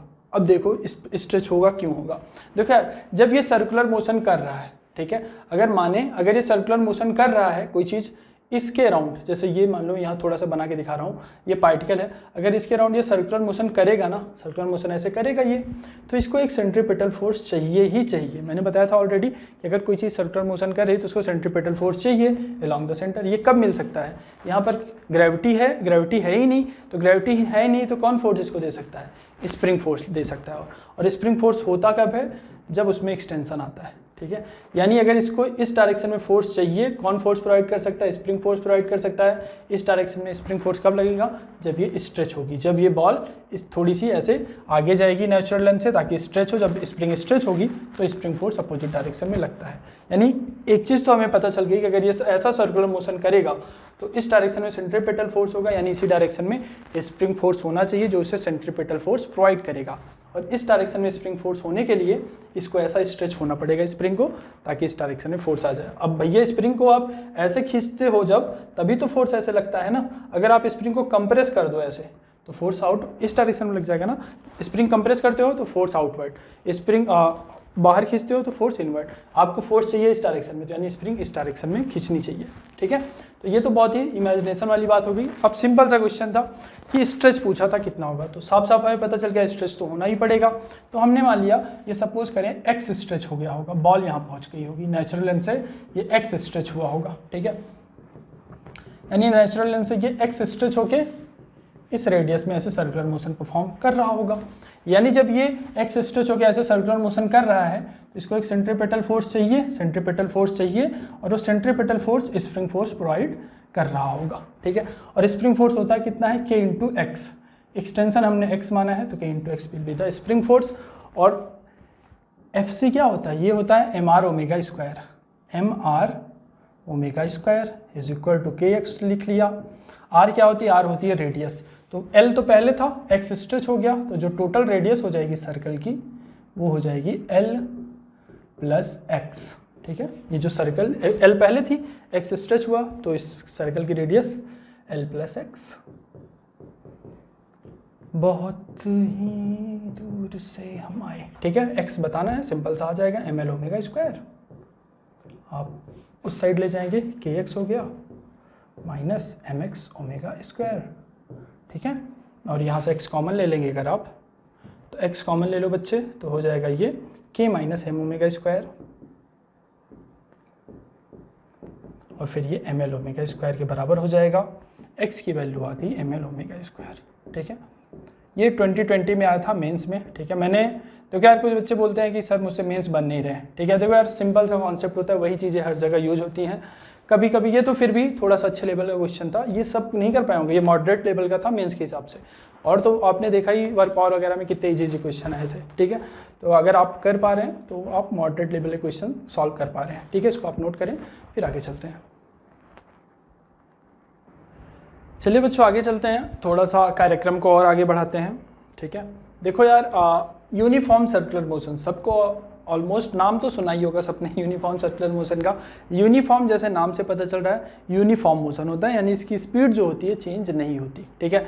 Circular motion का मतलब इसकी जो स्पीड होगी that will not change, speed यहाँ कहीं कभी भी चेंज इसकी नहीं होती। स्पीड नहीं चेंज होती तो स्पीड होता है आर ओमेगा, आर तो कांस्टेंट रहता है, यानी ओमेगा भी चेंज इसका नहीं होता। उसके अलावा अगर हमें पता है यूनिफॉर्म सर्कुलर मोशन में स्पीड नहीं चेंज होती, तो टेंजेंशियल एक्सेलरेशन होता है rate of change of speed. ये क्या होता है, ये स्पीड ही तो होता है ना। तो अगर स्पीड चेंज ही नहीं हो रही है तो इसका डेरिवेटिव जीरो हो जाएगा, यानी टेंजेंशियल एक्सेलरेशन जीरो हुआ। टेंजेंशियल एक्सेलरेशन हमने पढ़ा था आर ओमेगा का डिफरेंशिएशन होता था, आर अल्फा पढ़ा था हमने। तो आर अल्फा अगर टेंजेंशियल एक्सेलरेशन ही तो आर अल्फा होता है, तो आर अल्फा भैया जीरो होगा। आर तो जीरो हो नहीं सकता, यानी अल्फा जीरो हो गया, ठीक है। अल्फा जीरो यानी D omega by d T zero, यानी ओमेगा आपका कांस्टेंट हो जाता है, ठीक है। तो आप ध्यान रखें v कांस्टेंट होता है इसमें, ओमेगा भी कांस्टेंट होता है, ठीक है। तो ये होता है यूनिफॉर्म सर्कुलर मोशन। तो कहीं पर आपसे बस ये जानना जरूरी है आपको कि यूनिफॉर्म सर्कुलर मोशन क्वेश्चन में बोल दे तो हम उससे क्या कंक्लूजन ले पाएंगे। तो यूनिफॉर्म सर्कुलर मोशन बोलने का उसका मतलब ही यही होता है कि टेंजेंशियल एक्सेलरेशन जीरो हो गया। जो ये चीज़ बताई इसलिए जा रही है कि यूनिफॉर्म सर्कुलर मोशन का मतलब क्या क्या हो सकता है, आप उससे क्या कंक्लूजन ले पाएंगे। यूनिफॉर्म सर्कुलर मोशन बोल दिया, अब आपको ये मानना ही है कि स्पीड कांस्टेंट होगी, टेंजेंशियल एक्सेलरेशन वहाँ पर आएगा ही नहीं, अल्फा भी जीरो होगा, ओमेगा कांस्टेंट रहेगा, ठीक है। और वहाँ पर एक्सेलरेशन केवल ये और ये बचता है, क्योंकि टेंजेंशियल एक्सेलरेशन तो जीरो हो गया हमारा। दो ही एक्सेलरेशन होते हैं, एक टेंजेंशियल और एक नॉर्मल। और नेट एक्सेलरेशन होता है हमारा अंडर रूट ऑफ टेंजेंशियल का स्क्वायर प्लस AC स्क्वायर, ठीक है। बोल कुछ रहा हूँ, लिख कुछ रहा हूँ, ठीक है। AC square plus AT square. Uniform में AT जीरो होता है, ठीक है। यूनिफॉर्म में AT टेंजेंशियल एक्सेलरेशन जीरो हो जाता है, यानी A is equal to AC। यानी जब भी इस तरीके का केस आए तो जो नेट एक्सेलरेशन होता है वो आपके सेंट्रीपिटल एक्सेलरेशन, या उसी को हम नॉर्मल एक्सेलरेशन या रेडियल एक्सेलरेशन बोलते हैं, उसी के बराबर होगा नेट एक्सेलरेशन। तो यूनिफॉर्म सर्कुलर मोशन में बस इतना आपको जानना चाहिए। एक प्यारा सा क्वेश्चन है, देख लें, पढ़ लें। ये स्ट्रिंग है, स्ट्रिंग के दो, एक L लेंथ की स्ट्रिंग है, टोटल लेंथ L है और L/2 पर मैंने 2 बॉल लगा दी हैं मास m की, ठीक है, मास m की बॉल लगा दी हैं। आप चेंज भी कर सकते हो मासेस को। इस पॉइंट के अराउंड इसको ऐसे रोटेट किया जा रहा है विथ कांस्टेंट एंगुलर वेलोसिटी। देखो कांस्टेंट का मतलब क्या बोल दिया, कांस्टेंट का मतलब बोल ही दिया आप, जैसे ये बोला ना ओमेगा कांस्टेंट है, यानी आपको ये एज्यूम कर लेना है टेंजेंशियल एक्सीलरेशन 0 हो गया। अब हमें केवल AC के बारे में परवाह करनी है कि अब केवल और केवल सेंट्रीपेटल एक्सीलरेशन है उसके पास, ठीक है। If the system is rotated with a constant angular velocity in horizontal plane, ये हॉरिजॉन्टल प्लेन में ऐसे रोटेट कर रहा है। Find the ratio in tension in both part of the string. देखो यार, जैसे ही स्ट्रिंग कोई होती है ना, जब वो बीच में मास लगा दिया ना, अब यहाँ टेंशन कुछ हो जाएगा, यहाँ का टेंशन मैंने T1 माना और यहाँ का T2 मान लिया। आपसे पूछा है रेशियो T1 और T2 का रेशियो क्या होगा, ये देखते हैं क्या कर सकते हैं। आप बताओ, आपको पता है ये कांस्टेंट एंगुलर वेलोसिटी से रोटेट कर रहा है, यानी ये वाला जो मास होगा इसके लिए सर्कुलर पाथ तो ये वाला है, कुछ ऐसा दिखेगा, ठीक है। इस वाले के लिए सर्कुलर पाथ कुछ ऐसा दिखेगा, ठीक है। इस पॉइंट के अराउंड दोनों सर्कुलर मोशन ऐसे कर रहे हैं, सेंटर तो दोनों का सर्कल का सेम है। तो अगर मैं इसका FBD बनाऊं, इसका अगर मैं FBD बनाता हूं तो इस पर फोर्स T2 लग रहा है अलोंग द सेंटर, ये सेंटर मान लें, ठीक है। ये जो पार्टिकल ये सर्कुलर मोशन कर रहा है, सर्कुलर मोशन करने के लिए सेंट्रीपेटल फोर्स चाहिए, सेंट्रीपेटल फोर्स कोई ना कोई फोर्स ही प्रोवाइड करता है। तो अगर हम इसका FBD बनाएं m का, तो इस पे तो एक तो mg लग जाएगा, ठीक है, नीचे की ओर। इस डायरेक्शन में इस पर T2 लग रहा है हॉरिजॉन्टल डायरेक्शन में। mg थोड़ी देर भूल ही जाए, ठीक है, क्या ही फर्क पड़ता है, ठीक है, हॉरिजॉन्टल की बात की गई है। तो इसको हॉरिजॉन्टल, चूंकि ये ऐसे ऐसे हॉरिजॉन्टल सर्कल में मोशन कर रहा है, इस पर मास है m, इसका मास है m, ठीक है। अब जब ये सर्कुलर मोशन ऐसे ऐसे परफॉर्म कर रहा है, सर्कुलर मोशन परफॉर्म कर रहा है, इस वाले के लिए सेंटर ये है, तो इस वाले के लिए रेडियस टोटल इतनी हो जाएगी, ठीक है। इस वाले पार्टिकल के लिए टोटल रेडियस कितनी हो जाएगी, L हो जाएगी, ठीक है। और ये सर्कुलर मोशन कर रहा है, यानी इसको सेंट्रीपेटल फोर्स चाहिए अलोंग द सेंटर, और अलोंग द सेंटर इस पे फोर्स कौन सा है, केवल और केवल T2। तो T2 ही वो फोर्स होगा, T2 ही वो फोर्स होगा इस पर जो इसको सेंट्रीपेटल फोर्स प्रोवाइड करा रहा होगा, ठीक है। तो T2 is equal to FC लिख लिया। FC होता है mr ओमेगा स्क्वायर, मास है m इसका, बिल्कुल सही। लेकिन इस पार्टिकल के लिए सेंटर ये है, पार्टिकल यहाँ है, तो टोटल रेडियस कितनी हो जाएगी इसके लिए, L/2 प्लस L/2, L हो जाएगी ml ओमेगा स्क्वायर लिख लिया। यानी यहाँ से आपको पता चला कि जो T2 होगा that will be ml omega square, ठीक है, सिंपल सा। अब आइए आ जाते हैं दूसरे वाले पार्टिकल पर, इस पर। इसका FBD बनाओगे तो इस पर T2 ऐसे लग रहा है, T1 ऐसे लग रहा है। अगर मैं इसका FBD बनाऊं इस वाले का, तो भैया इस पर T2 तो ऐसे लगा, T1 ऐसे लगा, ठीक है, T1 ऐसे लगा। सेंटर यहाँ पर है, सेंटर यहाँ पर है, सेंटर यहाँ है पर है, तो यानी इसको सेंट्रीपेटल फोर्स तो इसी डायरेक्शन में चाहिए, इसी डायरेक्शन में चाहिए। तो T1 डोमिनेटिंग हो गया, T2 ऑब्वियस। अगर इसको नेट फोर्स इस डायरेक्शन में चाहिए, सेंट्रीपेटल फोर्स इस डायरेक्शन में चाहिए, तो इसको डोमिनेटिंग होना पड़ेगा, ठीक है, तभी तो काम बन पाएगा ना। हमें पता है ये सर्कुलर मोशन कर रहा है, इसको सेंट्रीपेटल फोर्स इस डायरेक्शन में चाहिए, और इस पर फोर्स कौन कौन से लग रहे हैं इस डायरेक्शन में, T1 और T2। तो यानी T1 और T2 लग रहे हैं, यानी T1 इस डायरेक्शन में लगा, T2 अपोज कर रहा है, तो T1 minus T2 will be net force, and this net force will provide the centripetal force इसके लिए। इसका मास है m, लेकिन इसके लिए रेडियस देखो, इस वाले पार्टिकल के लिए रेडियस केवल L/2 है, तो ml/2, एंगुलर वेलोसिटी तो दोनों की सेम है, तो ये हो गया। T2 की वैल्यू वहाँ से चाहे आप पुट कर लें, T2 की वैल्यू है बच्चे ml ओमेगा स्क्वायर, तो T2 की जगह मैंने ml ओमेगा स्क्वायर पुट किया, और T1 हो गया 1 + 1/2 यानी 3/2 ml ओमेगा स्क्वायर, ठीक है। तो यहाँ से आपके पास आ गया T1 is equal to 3/2 ml omega square, and T2 आ गया बच्चे हमारे पास कितना, ml ओमेगा स्क्वायर। रेशियो अब तो निकाल लोगे ना, रेशियो क्या आ जाएगा, T1/T2, और ये हो जाएगा 3/2, यही आपका आंसर हो जाएगा, ठीक है। इस तरीके से बहुत सारे क्वेश्चन बन सकते हैं, हो सकता है 3 ऐसे लगा दे, 3 लगा दे, खैर वो टफ हो जाएगा, मेंस में तो इतना टफ नहीं पूछेगा, क्योंकि उसमें 2-3 इक्वेशंस बन जाएगी। बस इसमें आपको बस बच्चे यही चीज़ याद रखना है कि कोई भी चीज़ सर्कुलर मोशन कर रही हो तो उसको सेंट्रीपेटल फोर्स चाहिए, और सेंट्रीपेटल फोर्स अपने आप में कोई फोर्स नहीं होता, उसको कोई ना कोई फोर्स प्रोवाइड करता है। तो इसको सेंट्रीपेटल फोर्स चाहिए था इस डायरेक्शन में, कौन प्रोवाइड किया, टेंशन। इसको भी चाहिए था, कौन प्रोवाइड किया, टेंशन। सिंपल सा है, ठीक है। इसको आप नोट कर लें, फिर हम आगे चलते हैं, नोट डाउन। चलिए बच्चों और एक प्यारा सा क्वेश्चन करते हैं, ठीक है। ये थोड़ा सा कंफ्यूजिंग लग सकता है कुछ बच्चों को, ठीक है, लेकिन एक बार ध्यान से सुनिएगा। अगर आपने अभी तक कोई क्वेश्चन ध्यान से देखे हैं तो ये भी बहुत ईजिली आप सॉल्व कर पाएंगे। एक पार्टिकल था, सर्कुलर मोशन उसने स्टार्ट किया t = 0 पर, इसका टेंजेंशियल एक्सेलरेशन दे दिया इन्होंने 2 मीटर पर सेकेंड, ठीक है। फिर बोला है कि particle perform circular motion in horizontal plane only friction force is there, मतलब हॉरिजॉन्टल प्लेन में केवल और केवल फ्रिक्शन फोर्स है। Then find the friction force after 2 second. t = 0 पर ये यहाँ है, t = 2 सेकेंड पर मैंने मान लिया, कहीं पर भी होगा, मैंने जस्ट मान लिया कि यहाँ पर कहीं पर पहुँच गया होगा, ठीक है। t = 2 सेकेंड पर ये यहाँ कहीं पर पहुँच गया होगा, ठीक है। जो इसका स्पीड के बढ़ने की रेट है बच्चे वो 2 मीटर पर सेकेंड है। तो अगर 2 मीटर पर सेकेंड है, इनिशियल वेलोसिटी 0 है, तो एक्सेलरेशन कांस्टेंट है, ठीक है। एक्सेलरेशन ये देखें टेंजेंशियल डायरेक्शन में तो कांस्टेंट ही है, ठीक है। तो टेंजेंशियल डायरेक्शन में अगर हम देखें तो 2 सेकंड बाद स्पीड कितनी हो जाएगी, तो आप बोलोगे सर टेंजेंशियल डायरेक्शन में एक्सेलरेशन कांस्टेंट है, तो टेंजेंशियल डायरेक्शन में अगर स्पीड की बात करें 2 सेकंड बाद, तो इनिशियल 0 है, एक्सेलरेशन 2 है, तो 2 सेकंड बाद जो स्पीड आएगी दैट विल बी 4 मीटर पर सेकेंड। तो 2 सेकंड बाद इसकी स्पीड यहाँ पर हो जाएगी 4 मीटर पर सेकेंड। क्लियर है? यहाँ पर हमें स्पीड पता चल गई। यहीं पर पूछ रहा है कि फ्रिक्शन फोर्स कितना होगा 2 सेकंड पर, तो यहाँ पर स्पीड इतनी है। यहाँ पर क्या क्या हो सकता है, एक तो टेंजेंशियल एक्सेलरेशन हो सकता है जो कि कांस्टेंट है, और एक आपका सेंट्रीपिटल एक्सेलरेशन होगा ही टुवर्ड्स द सेंटर, ठीक है, टुवर्ड्स द सेंटर। तो इस पॉइंट पर अगर मैं 2 सेकंड बाद अगर बात करूं मैं, तो यहाँ पर है ये 2 सेकंड बाद स्पीड भी हमने देख ली, 2 सेकंड बाद इसका टेंजेंशियल एक्सेलरेशन तो उतना ही रहेगा, ठीक है, उतना ही रहेगा। उसके अलावा ये देखा हमने, ठीक है, इसका इस पार्टिकल का जो मास है दैट इज 2 kg, ठीक है, पार्टिकल का मास 2 kg मान लें, ठीक है। टेंजेंशियल एक्सेलरेशन इतना आया 2 मीटर पर सेकेंड स्क्वायर होगा, ठीक है, 2 मीटर पर सेकेंड स्क्वायर। सेंट्रीपिटल एक्सेलरेशन कितना होगा 2 सेकंड पे, सेंट्रीपिटल एक्सेलरेशन होता है v²/r, v²/r होता है।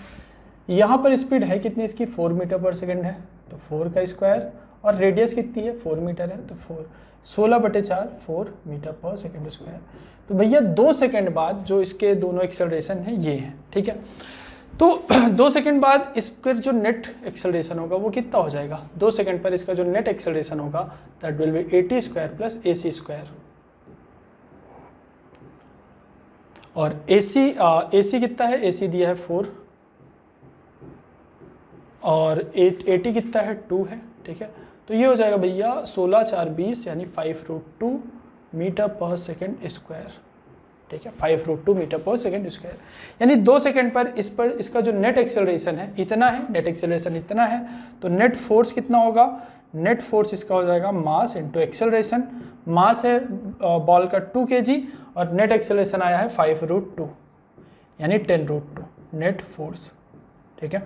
तो यहाँ पर भैया जो एक चीज़ हमें पता चली, और आप बताओ हॉरिजॉन्टल डायरेक्शन में इस पर हमें एक चीज़ पता चला, ये हॉरिजॉन्टल प्लेन है, इस पर इसको एक फोर्स चाहिए इस डायरेक्शन में, मैंने फिर बताया था, फिर से सुन ले, सेंट्रीपिटल फोर्स अपने आप में कोई फोर्स नहीं होता, उसको कोई ना कोई फोर्स प्रोवाइड करना चाहिए। तो यहाँ पर कोई फोर्स तो है नहीं, तो सेंट्रीपिटल फोर्स जो आएगा उसको कौन प्रोवाइड कर सकता है, इस प्लेन में कोई फोर्स है नहीं, केवल और केवल फ्रिक्शन है। तो सेंट्रीपिटल फोर्स जो इसका लग रहा है बच्चे, इसको फ्रिक्शन ही प्रोवाइड कर रहा होगा।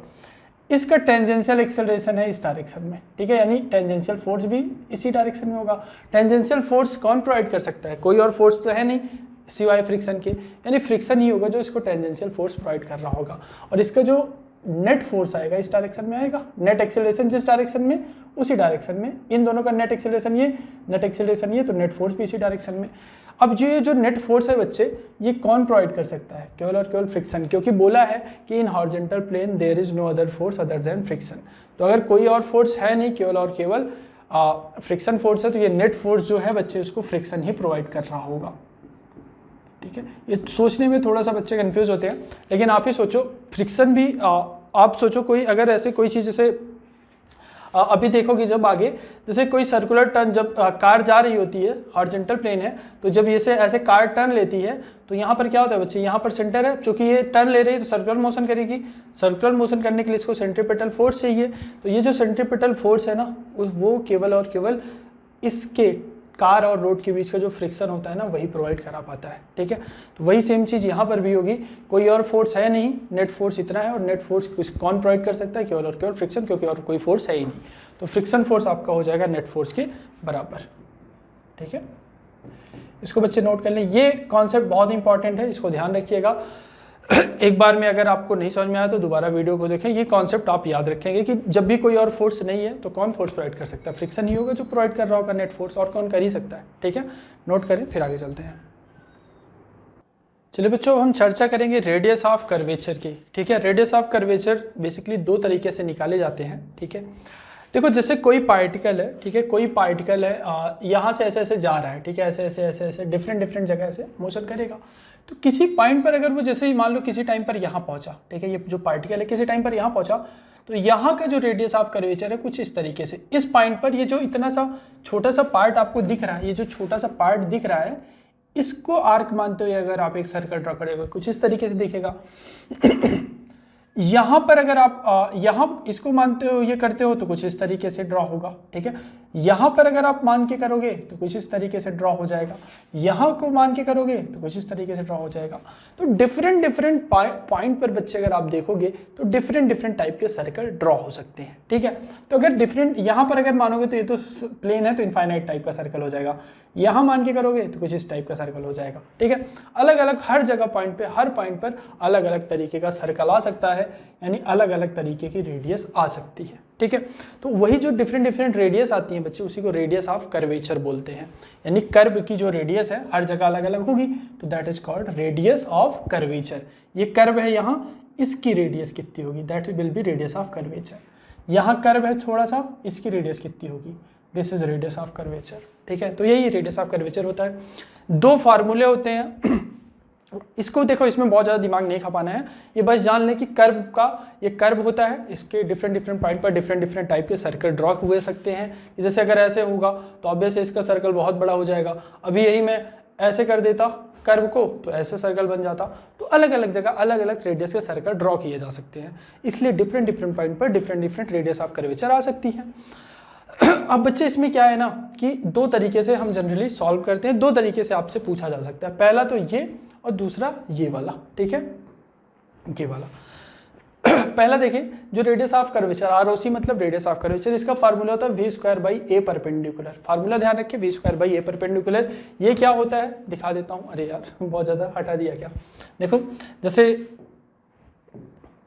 ठीक है, यहाँ पर जैसे पहुँचा, ठीक है, पार्टिकल यहाँ पर पहुँचा, तो यहाँ का अगर आर्क लूँ इतना, तो मुझे ये सर्कल कुछ इस तरीके का सर्कल दिख रहा है, ठीक है। तो यहाँ पर मान लो पार्टिकल पहुँचा होगा, उसकी स्पीड v होगी, उसकी स्पीड v होगी।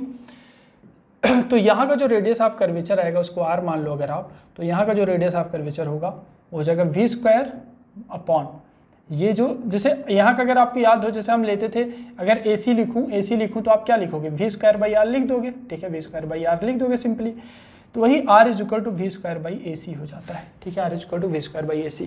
AC मतलब ये जो AC को ही बच्चे, AC क्या होता है, AC मतलब जो वेलोसिटी के परपेंडिकुलर हो, तो इसलिए v² AC को, AC मतलब सेंट्रीपिटल डायरेक्शन में, सेंट्रीपिटल डायरेक्शन यानी टेंजेंट के नॉर्मल, तो AC को बेसिकली हम A परपेंडिकुलर भी लिख सकते हैं, ठीक है, क्योंकि नॉर्मल एक्सेलरेशन होता है तो A परपेंडिकुलर, वही रेडियस ऑफ कर्वेचर का फार्मूला है, ठीक है। क्या v² AC लिख सकते हो, AC बेसिकली AN लिख सकते हो कि नॉर्मल एक्सेलरेशन यानी परपेंडिकुलर, ठीक है।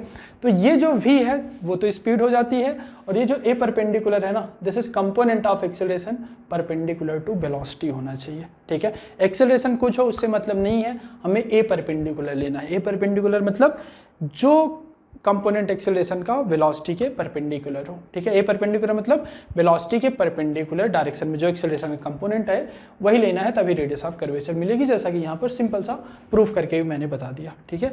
AC होता है, ये सिंपल सा फार्मूला आपको पता ही है, v² r, तो वही करके बताया, वही उसी से आया है, ये डिराइव हुआ है, ठीक है।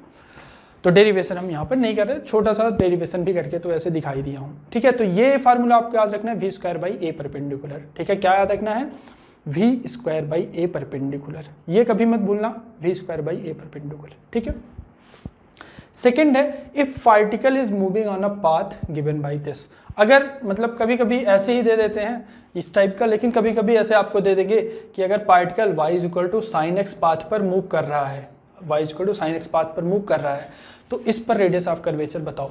साइन एक्स का ग्राफ ऐसे होता है ना, ऐसे होता है, ठीक है। आपसे मान लो कि पूछ ले इस पॉइंट पर रेडियस ऑफ कर्वेचर क्या होगा या इस पॉइंट पर, तो आपको क्या करना पड़ेगा, ये फार्मूला का यूज करना पड़ेगा। देखो साइन कर्व ही तो है ना, तो इस पर पूछ ही सकता है कि यहाँ पर रेडियस ऑफ कर्वेचर क्या होगी, यहाँ पर क्या होगी।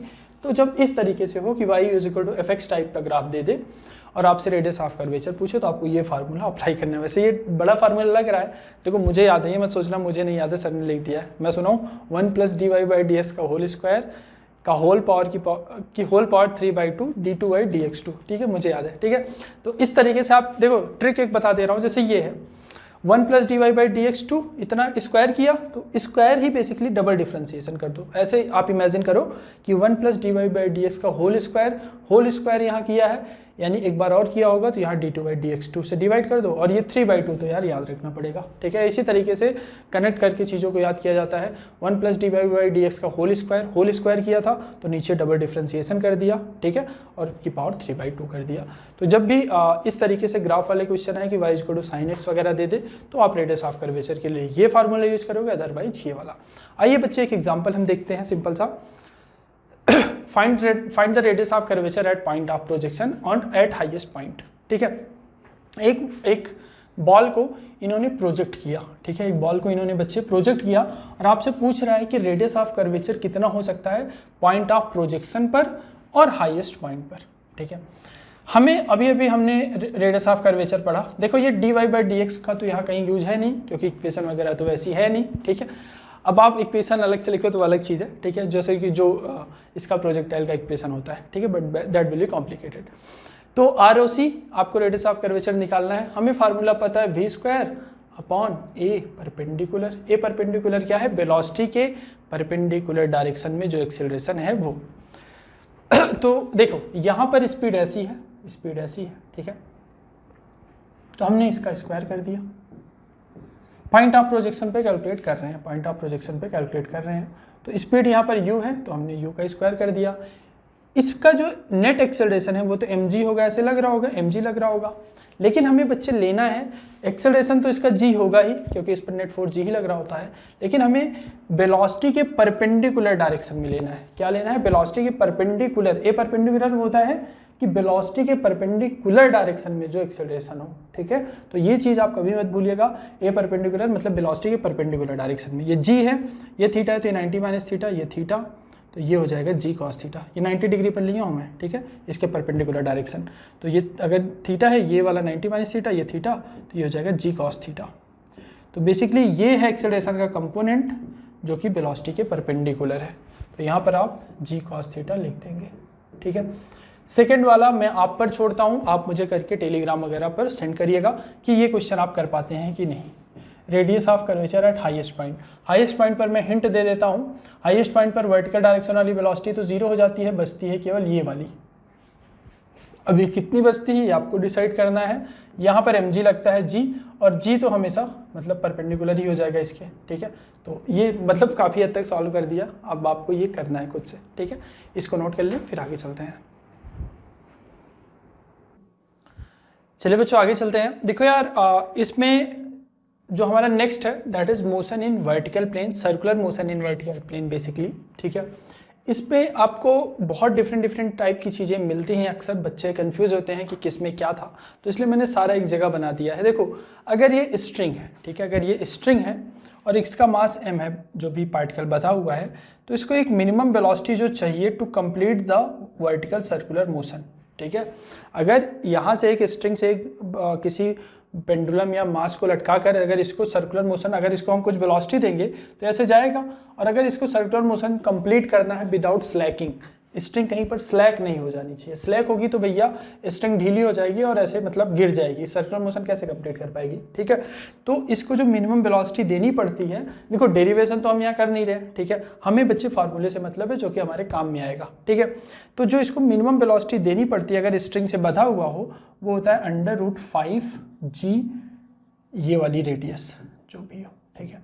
और जो यहाँ पर जब ये पहुँचता है, जब यहाँ पर ये पहुँचता है तो यहाँ पर इसकी वेलोसिटी हो जाती है √GR, ठीक है, √GR हो जाती है, ठीक।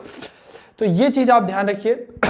इन द सेम मैनर अगर आप देखेंगे इसके लिए भी, ठीक है, इसके लिए भी अगर आपको कुछ, जैसे ये कोई मान लो सिलेंडर है, सिलेंडर में के अंदर एक ब्लॉक रखा हुआ है, इसको मिनिमम वेलोसिटी ऐसी दो ताकि ये सर्कुलर मोशन कंप्लीट कर ले, तो वो जो आपको मिनिमम वेलोसिटी देनी पड़ती है ना, वो होती है √5GR, क्योंकि सेम ही टाइप की कंडीशन है। और यहाँ टॉप पर जब ये पहुँचता है तो इसके पास वेलोसिटी जो होती है वो होती है √GR।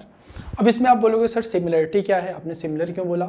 सिमिलरिटी ये है बच्चों कि अगर आपका ये जो स्ट्रिंग है ना, ये कहीं पर स्लैक हो सकती है, जैसी स्लैक होगी ना तो ये सर्कुलर पाथ को लीप कर सकता है, ठीक है। देखो इसमें और इसमें क्या सिमिलरिटी है, स्ट्रिंग ही है, ठीक है, रस्सी ही है, रस्सी लुढ़क गई मतलब स्लैक हो गई तो ये अपने सर्कुलर पाथ को लीप कर देगा।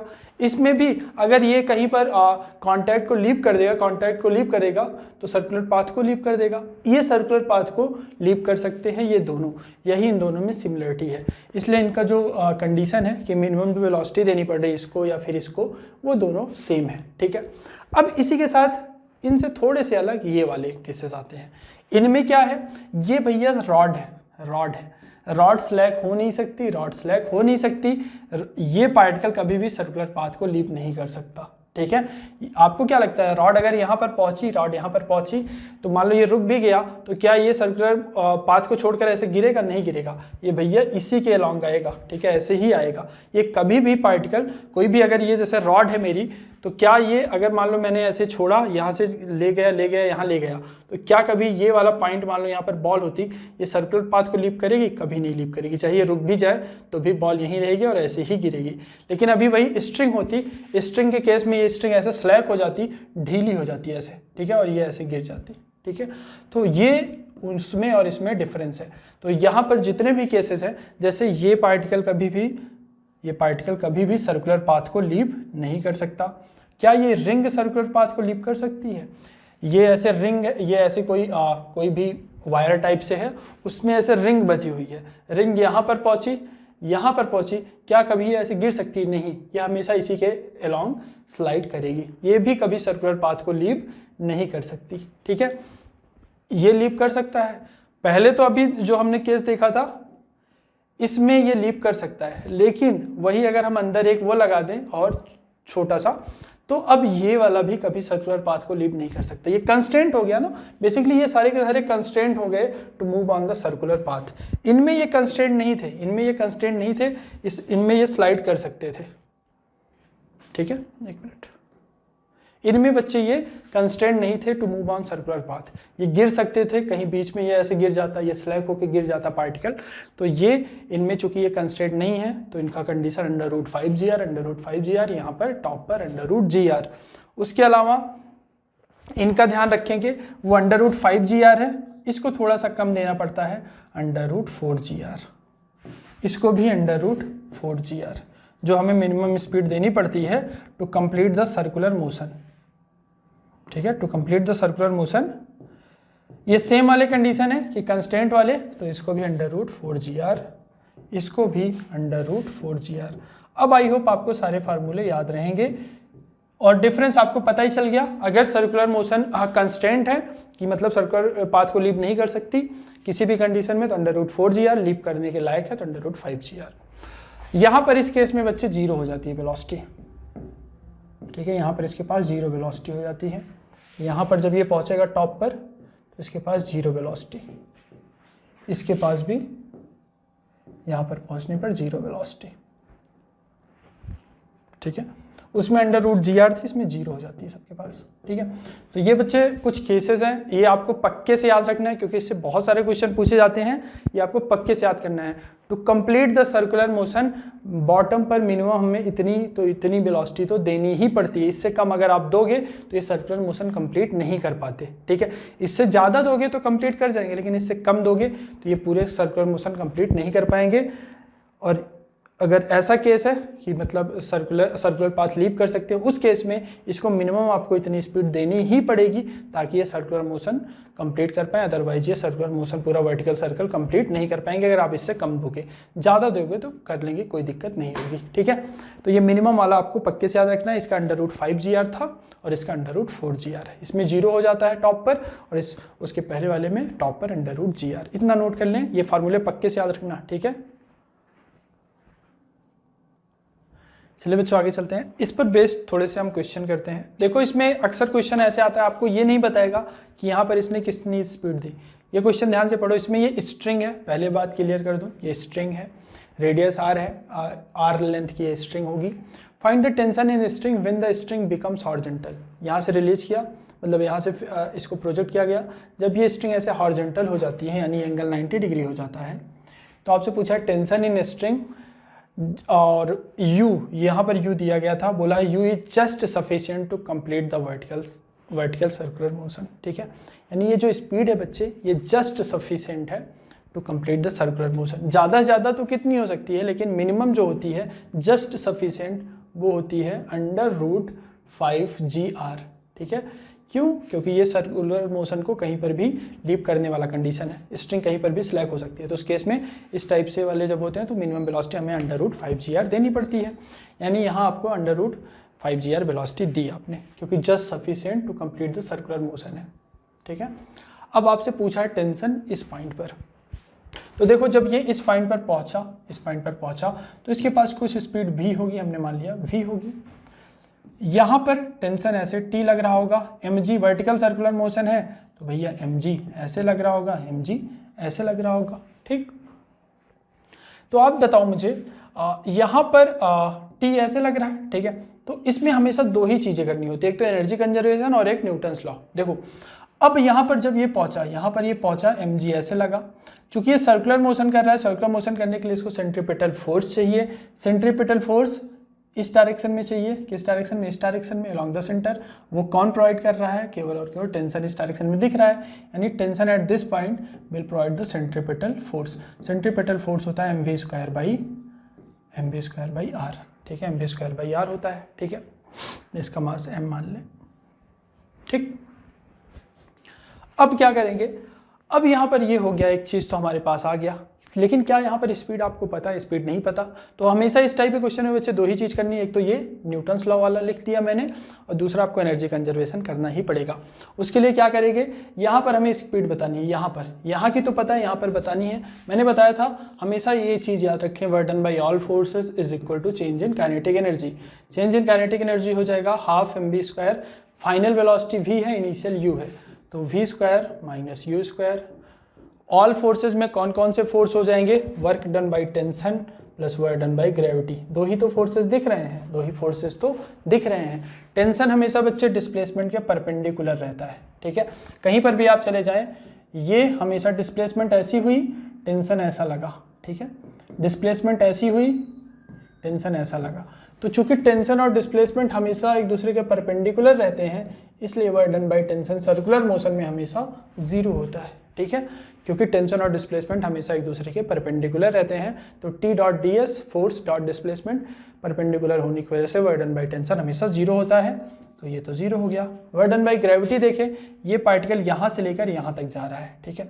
mg मैंने बताया था कि वर्क डन आप क्या करें, सिंपल सा देख लें, फोर्स देख लें, फोर्स मैंने देख लिया mg लग रहा है, और फोर्स की डायरेक्शन में डिस्प्लेसमेंट देख लें, mg वर्टिकल डाउनवर्ड लग रहा है, तो वर्टिकल डाउनवर्ड लग रहा है mg, और उस डायरेक्शन में डिस्प्लेसमेंट कितना है? वर्टिकल डायरेक्शन में जब ये यहाँ से यहाँ पहुँच रहा है, यहाँ से यहाँ पहुँच रहा है, तो वर्टिकल डायरेक्शन में तो केवल r ही गया ना। ध्यान से देखो फिर से, फोर्स वर्टिकल डायरेक्शन में लग रहा है, मैंने बताया था वर्क डन के लिए आप क्या करें, सिंपली फोर्स देख लें, फोर्स की डायरेक्शन में डिस्प्लेसमेंट देख लें, ठीक है।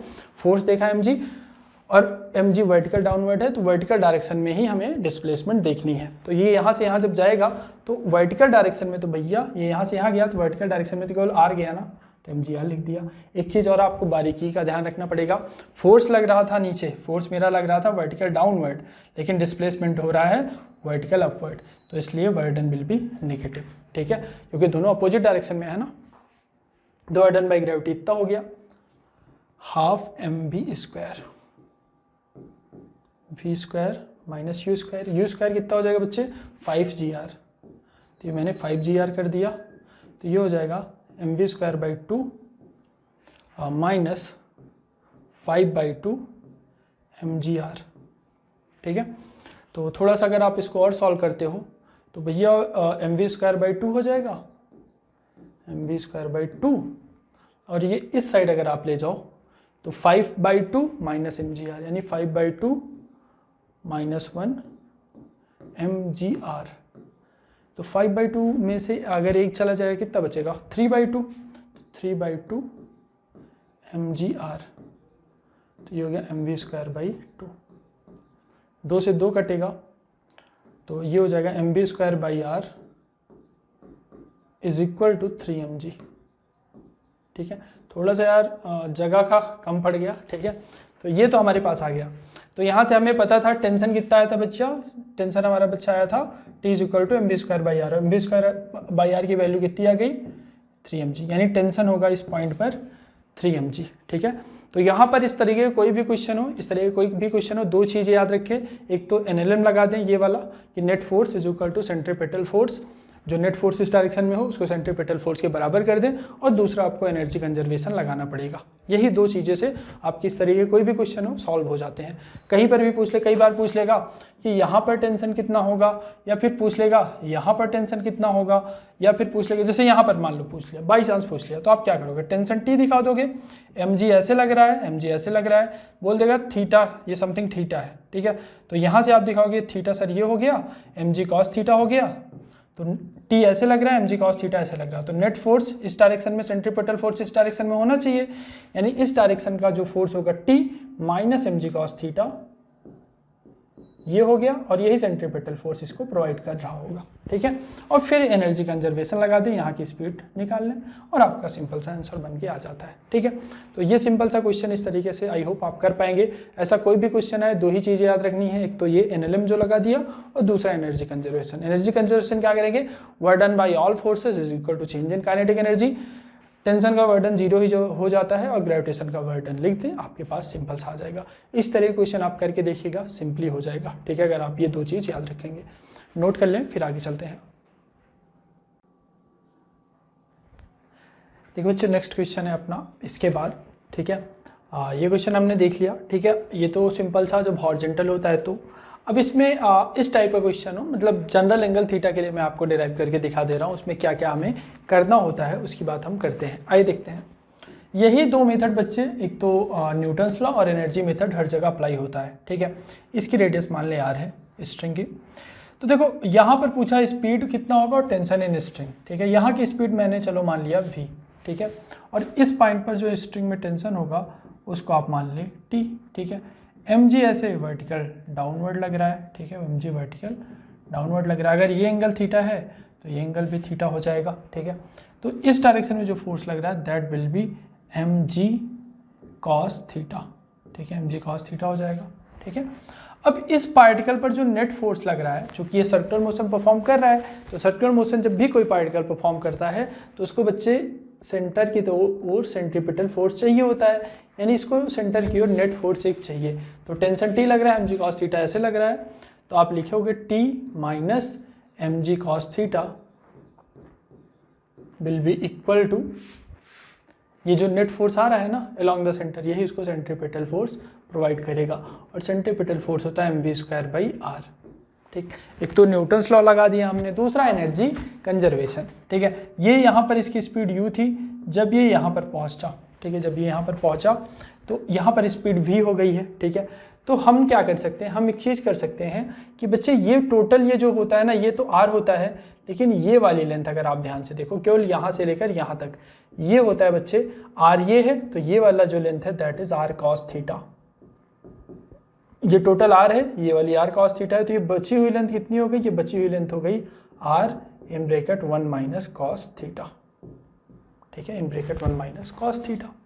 अब यहाँ से एक चीज़, बड़ी खूबसूरत सी चीज़ हमें समझ में आती है कि ये टोटल r है, ये r cos थीटा है, तो r 1 माइनस cos थीटा हो गया। ठीक है, एनर्जी मेथड लगा दें, क्या, work done by all forces is equal to change in kinetic energy.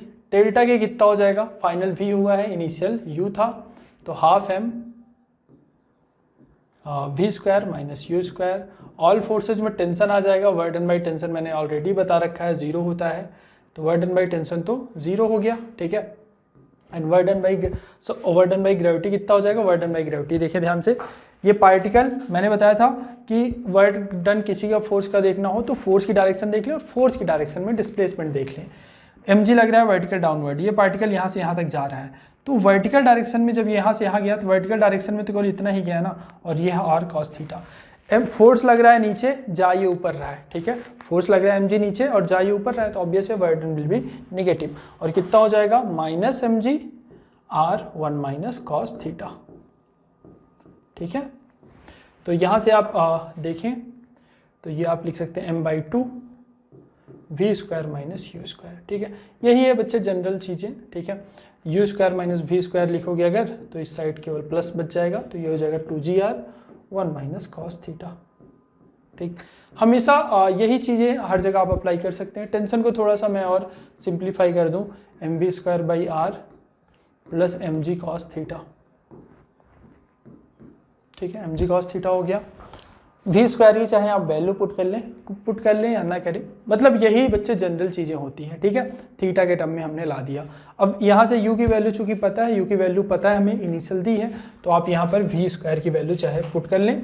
तो टेंशन की वैल्यू अगर आप पुट भी करोगे तो यहाँ से अगर आप देखोगे तो वी स्क्वायर की वैल्यू आपको साफ साफ दिख रही है कि वी स्क्वायर की वैल्यू क्या हो जाएगी, वी स्क्वायर की जो वैल्यू होगी हमारे पास वो हो जाएगी you square minus 2gr in bracket 1 minus cos theta, ठीक है।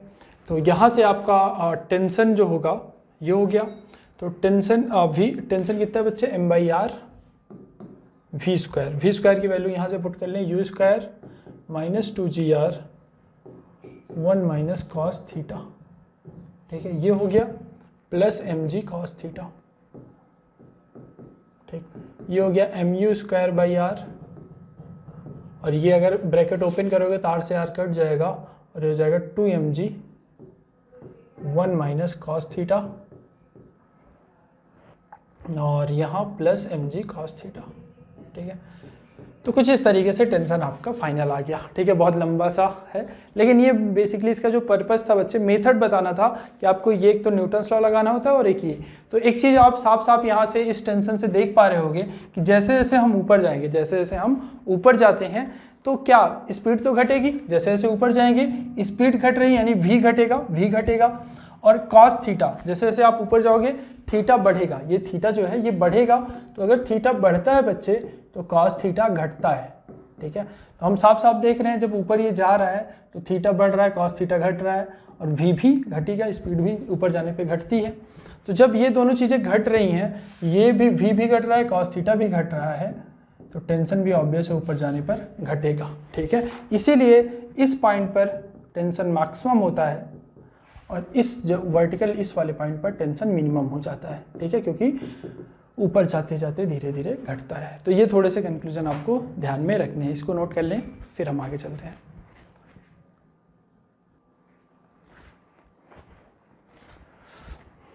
ठीक है, तो बच्चों आज के लिए इतना ही, फिर मिलेंगे अगली क्लास में। और जो सर्कुलर मोशन का हमारा बचा हुआ पार्ट है उसको देखेंगे, थोड़ा सा ही पार्ट बचा है। उसके अलावा जो हमारे PYQs हैं सर्कुलर मोशन में हो गए और जो वर्क पावर में हो गए, उनके जो लास्ट ईयर के कुछ PYQs हैं अच्छे, उन पर भी डिस्कशन करेंगे। तब तक के लिए बाय बाय, टेक केयर।